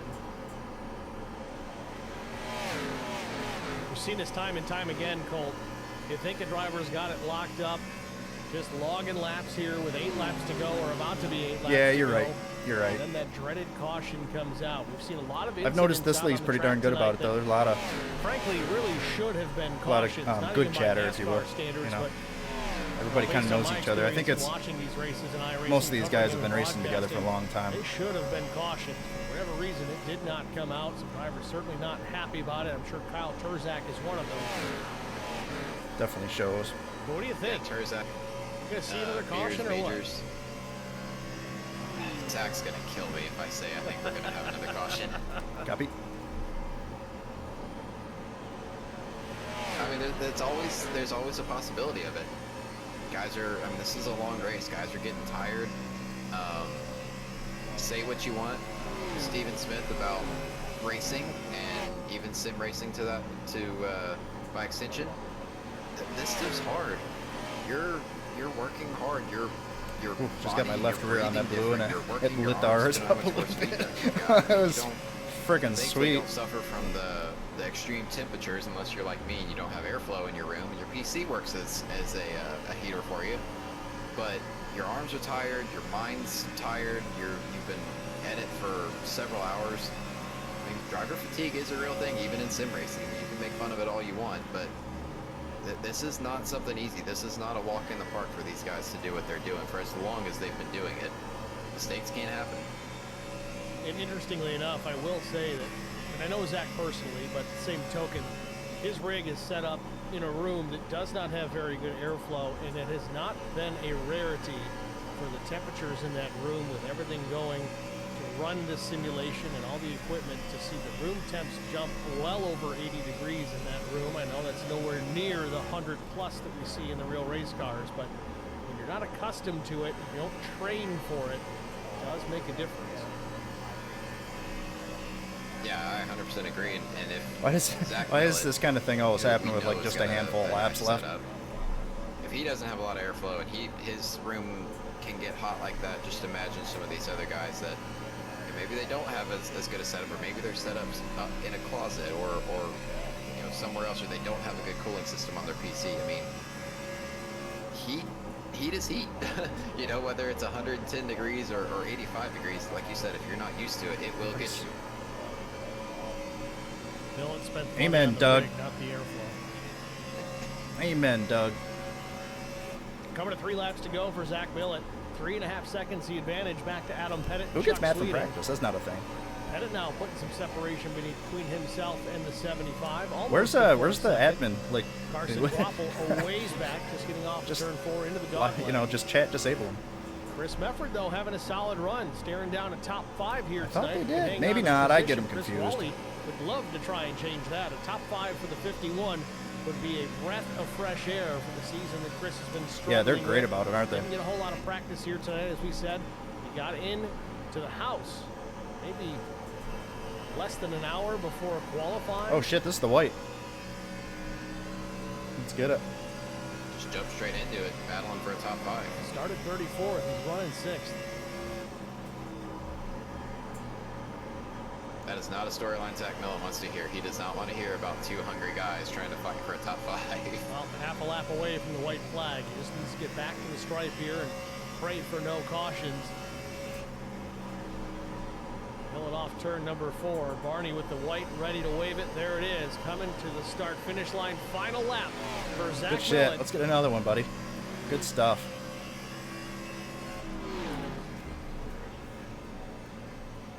Thanks, Zach's Chuck. been dominant Good racing, tonight. guys. Had a little bit of an issue with the right rear tire. The end of that first run, adapted to it. Still, Let's go. just absolutely dominant. Let's Zach Well, Millett that's through freaking turns 3 pumped. and 4 for the final time. Needed that one after last week, man. Qualifying effort started P8. Thanks, Fastest brother. in practice, fastest in the warm-up, but coming down to the line, he will win. The 3 wide with DJG 175. Adam Pettit will come home in the second spot with Chuck Sweeting coming home P3. Anytime, my man. You guys were mad fast in the long run. I had nothing for you. 109 of 175 laps led.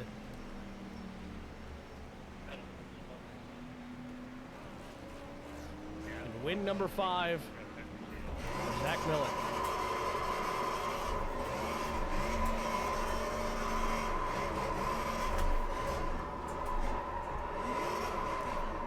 So much speed in that 31 car right now.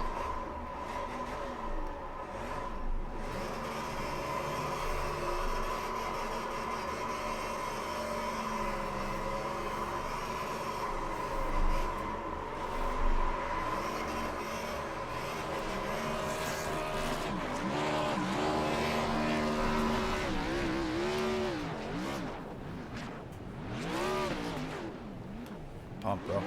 Good stuff. Good shit. Yeah, I gotta jump over in the broadcast waiting, I believe. Thanks, guys. Thanks, man. You hanging around?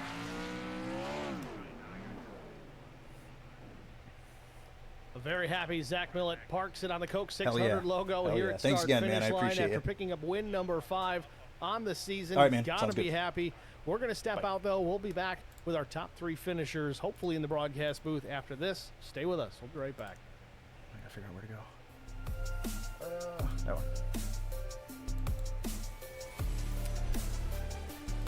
Hell yeah.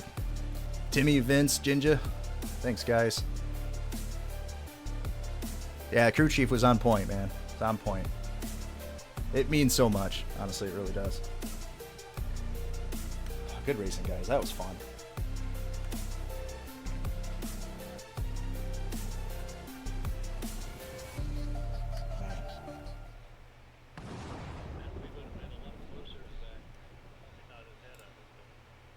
Spartan Transportation and Spartan Logistic Management Jesus, is your yeah. one source for all your shipping needs. Yeah, that was scary. That was a hell of a 53-foot start. dry van shipments, auto transport shipments, full service in-house brokerage, drop lot facilities, just-in-time deliveries to all auto manufacturers, facilities in St. Louis, Missouri, Kansas City, Missouri, and Indianapolis, Indiana.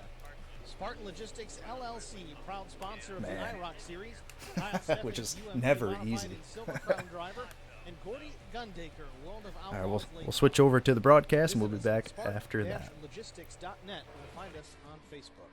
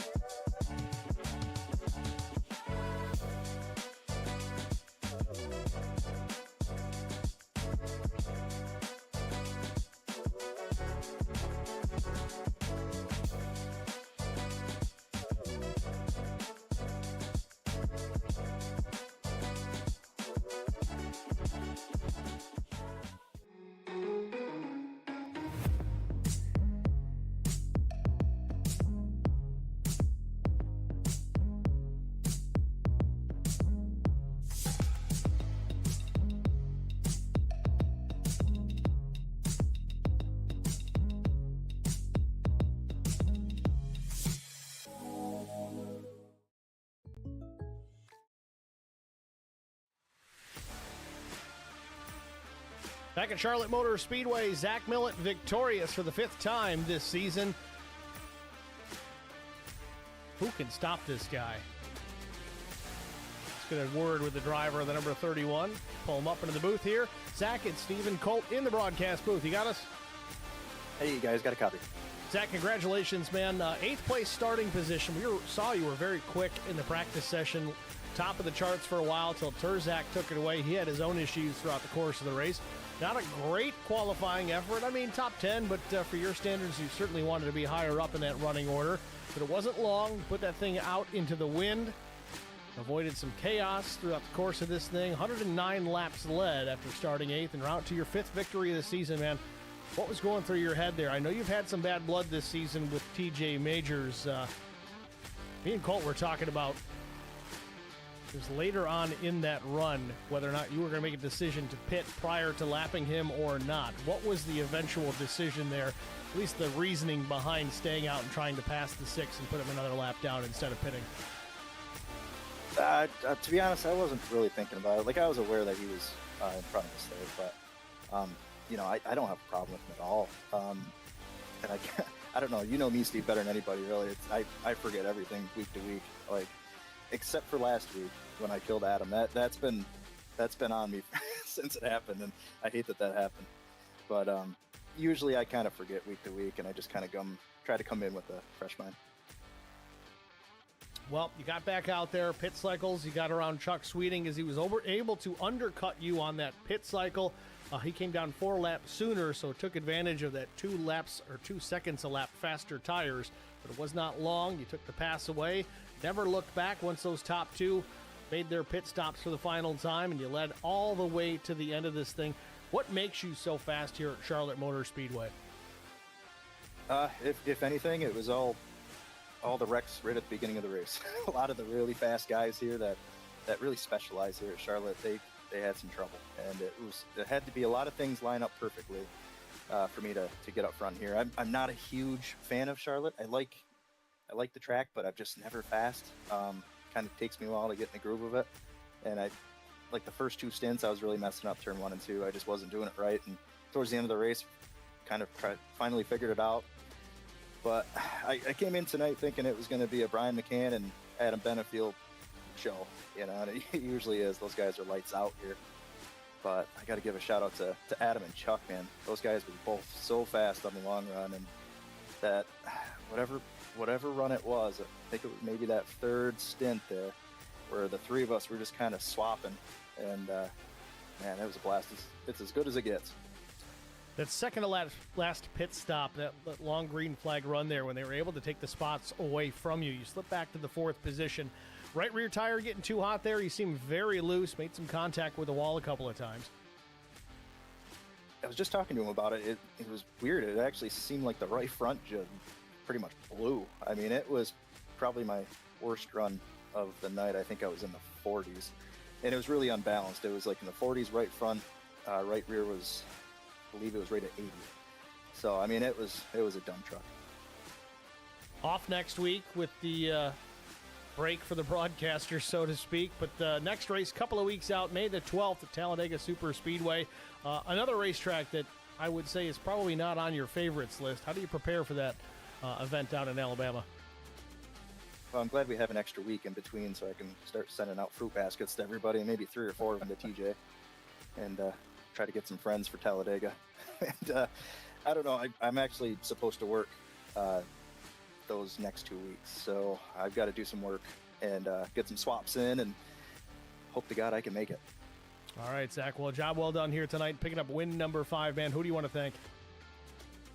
I got to thank you guys, Stephen Colt, the broadcast booth, Track Limits Network, for all the work you guys do. Broadcast is always awesome. Can't wait to go back and watch it. Team Conti Sim Performance, as always. America Racing. Shout out to Danny Wiles tonight. He was on my box for me, and he was helping me out a bunch.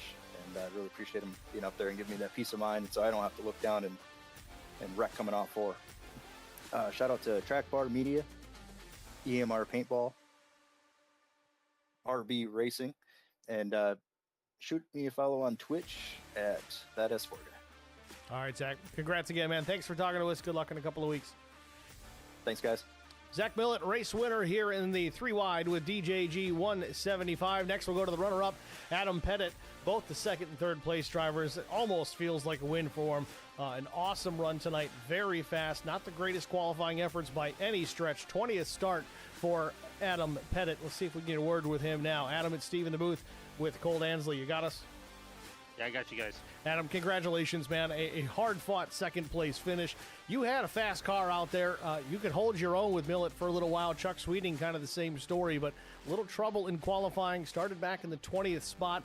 Maybe took advantage of that caution timing earlier on in the race. Walk us through what was going through your mind. You're one of few drivers that hadn't come to pit lane when the yellow come out. Yeah, this league, as it's grown this season, has gotten much harder, and I find myself just kind of being like the field filler. So yeah, that lap 1, caution there, that really helped us, and obviously getting back to 1.5 miles. Those are the tracks that I understand the best. I know the best, and Charlotte being one that you get to race, from being a rookie, obviously turned into a lot of laps here. So I was really excited to come here. and be able to just get a top 10. So being here in second, like I know Zach won the race, but to me, I guarantee I got a bigger smile on my face from this. Well, it was fun to watch. You guys really did put on a show out there, especially when the three of you were lined up like ducks in a row, really putting on the fight to each other, not just to Zach Millett, but you and Chuck Sweeting going back and forth, swapping positions. It seemed like you guys were having a good time out there. Yeah, it was so much fun. It was Chuck would get a run, and I obviously wouldn't have anything for Zach. So it was like, ain't no point in burning up my shit. I might as well just move out of the way and let Chuck take a crack at it, and then Chuck could do it for 3-4 laps, and he'd move over and kind of let me go after it, and then I think we kind of eventually ended up wearing down Zach, but at that point Chuck had gotten around me, and so I just stayed out and for as long as I could, and obviously that kind of helped us there, because that's kind of another thing too that I've noticed about this league is we seem to get a caution right around a pit stop. It's burned my teammates a couple times over the season, so I was just kind of married to run it as long as you possibly can and hopefully save some tire, and it obviously paid us dividends tonight here. Certainly did, and a second place finish to show for it. Off week next week, but then when we come back in 2 weeks, May the 12th, Talladega Super Speedway. Big field of cars out at Talladega Super Speedway, 3 wide racing, maybe even 4 wide racing. How do you set yourself up for Dega? I'm going to try to, qualify at the front. If that's where I'm at, then, I'll just try to kind of stay there. But if not, I'm sure with a field this size, and, the talent that is in this, it's going to be one of those that I'm probably just going to want to kind of, stay at the back, because eventually someone's going to make a mistake somewhere. We saw it at, Daytona to, kind of start the season. So I got a feeling we're going to kind of follow that and just try to keep the nose clean. But at the end of the day, it's Talladega, and we'll just kind of see what happens. Looking forward to it, Adam. Congrats again on second place, man. Who do you want to thank? I want to give a big shout out to Chris Wally for putting all this on. It takes a lot of work.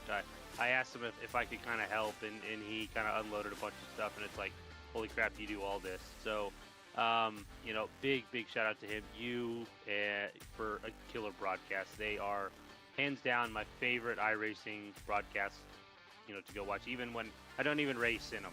I like to go watch your other, leagues that you broadcast. You do such an amazing job. And then, shout out to all the drivers here. It's fun when you have 40 cars instead of, 10 cars. So, just great league that, we're all a part of, and I love it here. So thanks to everyone that's involved in the IROC community. All right, Adam. Well, nice job. Thanks for talking to us. Thanks for the kind words. Enjoy the week off, and good luck at Talladega. Thank you, Steve. Appreciate it. Adam Pettit, runner-up here at Charlotte Motor Speedway. Next, we'll talk to the 75 and Chuck Sweeting. Talk about making his way through the field. Started 35th, comes back to finish in P3. Let's see what he has to say about it. Chuck, it's Stephen Colt with Track Limits Network. You got us? Hey, how's it going? It's going good, Chuck. Congratulations, man. A strong run here tonight. 32 positions gained on top of being third place here tonight. I would say if there is a Hard Charger award, you certainly earned it here tonight. Took advantage of some cautions and that timing of staying out on the racetrack when others had started their green flag stops. But once you got up into that top 3, you showed that it wasn't just luck. You had the pace to stay out there, battled with Adam Pettit, battled with Zach Millett, and hung on to P3 here tonight. What was the strategy coming into tonight, especially with that deep in the field starting position? Yeah, I don't know what happened between practice and qualifying. I just underdrove the car terrible and qualified in the back. I wasn't trying to start back there, but it kind of worked out that I did because we had that big wreck early. And then, but the whole strategy for the race was just to try to save that right front tire. The car just got tighter and tighter the longer you run, at least for me. And it worked out, and it enabled me to keep the pace. Maybe not exact pace, but pace with pretty much the rest of the top 10. Well, certainly an impressive night, so congratulations to bring it home in P3. We got an off week next week, but then Talladega Super Speedway coming up after that. What's the game plan? What's the strategy? What's the mind space going on inside your brain before you get into the Super Speedway and 3 wide, 4 wide racing next week, or 2 weeks from now? The only mindset I have for Daytona or Talladega is survival. That's just that if I can survive and then we get to the last 10 laps, then I'll start. But otherwise, it's just going to be try to avoid the wrecks if I can and not lose a lap. Stay on the lead lap, stay with the lead pack, and just do my best to be there at the end. But yeah, that's about it. All right, Chuck. Well, job well done, man. Who do you want to shout out to? I just want to thank Chris Wally for all the hard work he does. I know that's a huge amount of work to put this on every week. And then also want to thank 3Y with DJC for sponsoring the race. And also thanks to Track Limits. You guys do an awesome job. And look forward to watching the broadcast back. And we'll see the fans in 2 weeks. All right, Chuck. Congrats again. Thanks for talking to us. Good luck at Dega. All right, man. Thanks. Have a great night. Chuck Sweeting, third place finisher here at Charlotte Motor Speedway. That'll do it for the interview portion of tonight's broadcast. Let's get a look at our race results. Fingers crossed that they actually display this time, and they do, thank goodness. Zach Millett, of course, your race winner. Adam Pettit was P2. Chuck Sweeting was third. Carson Quapple started fourth, finished fourth. He had a fourth place car tonight, and that's where he brought it home. Sometimes that is just all what it's all about. Take what the car is going to give you. Chris Wally, a solid top 5 finish for him. Chris Mefford was P6. Jason Nile just 7th. Brett Butler finishes in the 8th spot. Josh Mears was 9th. Solid top 10 for the 36. Steve Luttrell brings it home with a 10th place position. Mike Koch was 11th. Casey Bentz 12th. Brian McCann, involved in that first lap crash, still finishes in the 13th spot. Slade Benish was 14th. Evan Vecchia 15th. Kyle Hardy was 16th. TJ Majors still held on to a 17th place finish, shed some positions late, but held on there, still just one lap down. Matt Kopp was 18th, Tim Schofield was 19th, 20th went to Dan Dixon, Steve Durbin 21st, Doug Wysocki 22nd, Cameron Brownlow was 23rd, 24th went to Devin Aker, Todd Kleek was 25th, Kyle Terzak, a tough end for the 56, a very fast race car, got involved in a wreck late, 58 laps down in 26th, Gavin Hinson 27th, Kyle White, 28th. Austin My name is Borat. Tough I luck like for the 64. you. He had a fast race I car. like Hilton Home, six. 29th. Cody It's Wally nice. was 30th. Neil Quick, 31st. Christian Strader, 32nd. 33rd, Kyle Campbell. Chris Harrison, 34th. Jesse Sperling was 35th. 36 went to Kyle Pendergraph. Adam Benefiel out early as well, 37th. 38th was Garrett Johnston in the 15. Very uncharacteristic finish for him. He was caught up in that first lap crash, I believe, also 173 laps down. Matt Mormon, 39th. And Craig Bristol was our race admin. Marty Lindley did not make the show. He's shown in 41st. That's going to do it for us. Colt, what are your thoughts on this race here tonight? I thought it was halfway decent. We didn't have too many cautions, just a lot of incidents that maybe should have been. But either way, I think it was a solid run. Yeah, as far as the on-track product goes, I think we had a pretty good race. I think Wally might be on his way over to the tower right now to have a conversation with a few people, but other than that, we saw strategy, green flag pit stops, strategy under those stops, and then cautions coming out. Still want to know where Zach has that horseshoe and where I can find one. But solid racing all night long. We guys side by side, taking the air off each other, fighting hard, but really not a lot of aggressive incidents that we saw. There was some contact and some unfortunate incidents with lap cars, but nothing from over aggression, which is good to see. That's going to wrap it up for us here. Tune in next week on the same night. It's going to be Tuesday, but it'll be the 0X Strategy Series, another one of our leagues that we typically tape delay for Wednesdays. They run their events Tuesday night, so with IROC taking a break, we're going to give them the spot, give them the limelight under the live lights. So stay tuned and be here for that. Those guys put on a great show as well. Lots of strategy-based racing over there, so tune in for that. Also, before we get out of here, got to thank the sponsors, of course, Fast Laps, Open Hearts, Meff's Shirt Shop, Coles County Speedway, R&R Racewear, Johnston Timbers, LLC, and, of course, 3 Wide with DJG, Charity Motorsports, and Care for Kids. That'll do it for us. Colt, thanks for helping us out here tonight. Likely going to have him up in the booth here quite a bit here for the remainder of the season. As long as he's available, we appreciate his assistance. And thank you guys all for tuning in, and those of you in the stream chat. For Colt Ansley, I'm Steve Singer with Track Limits. We'll see you at the next one, guys. Thanks for watching.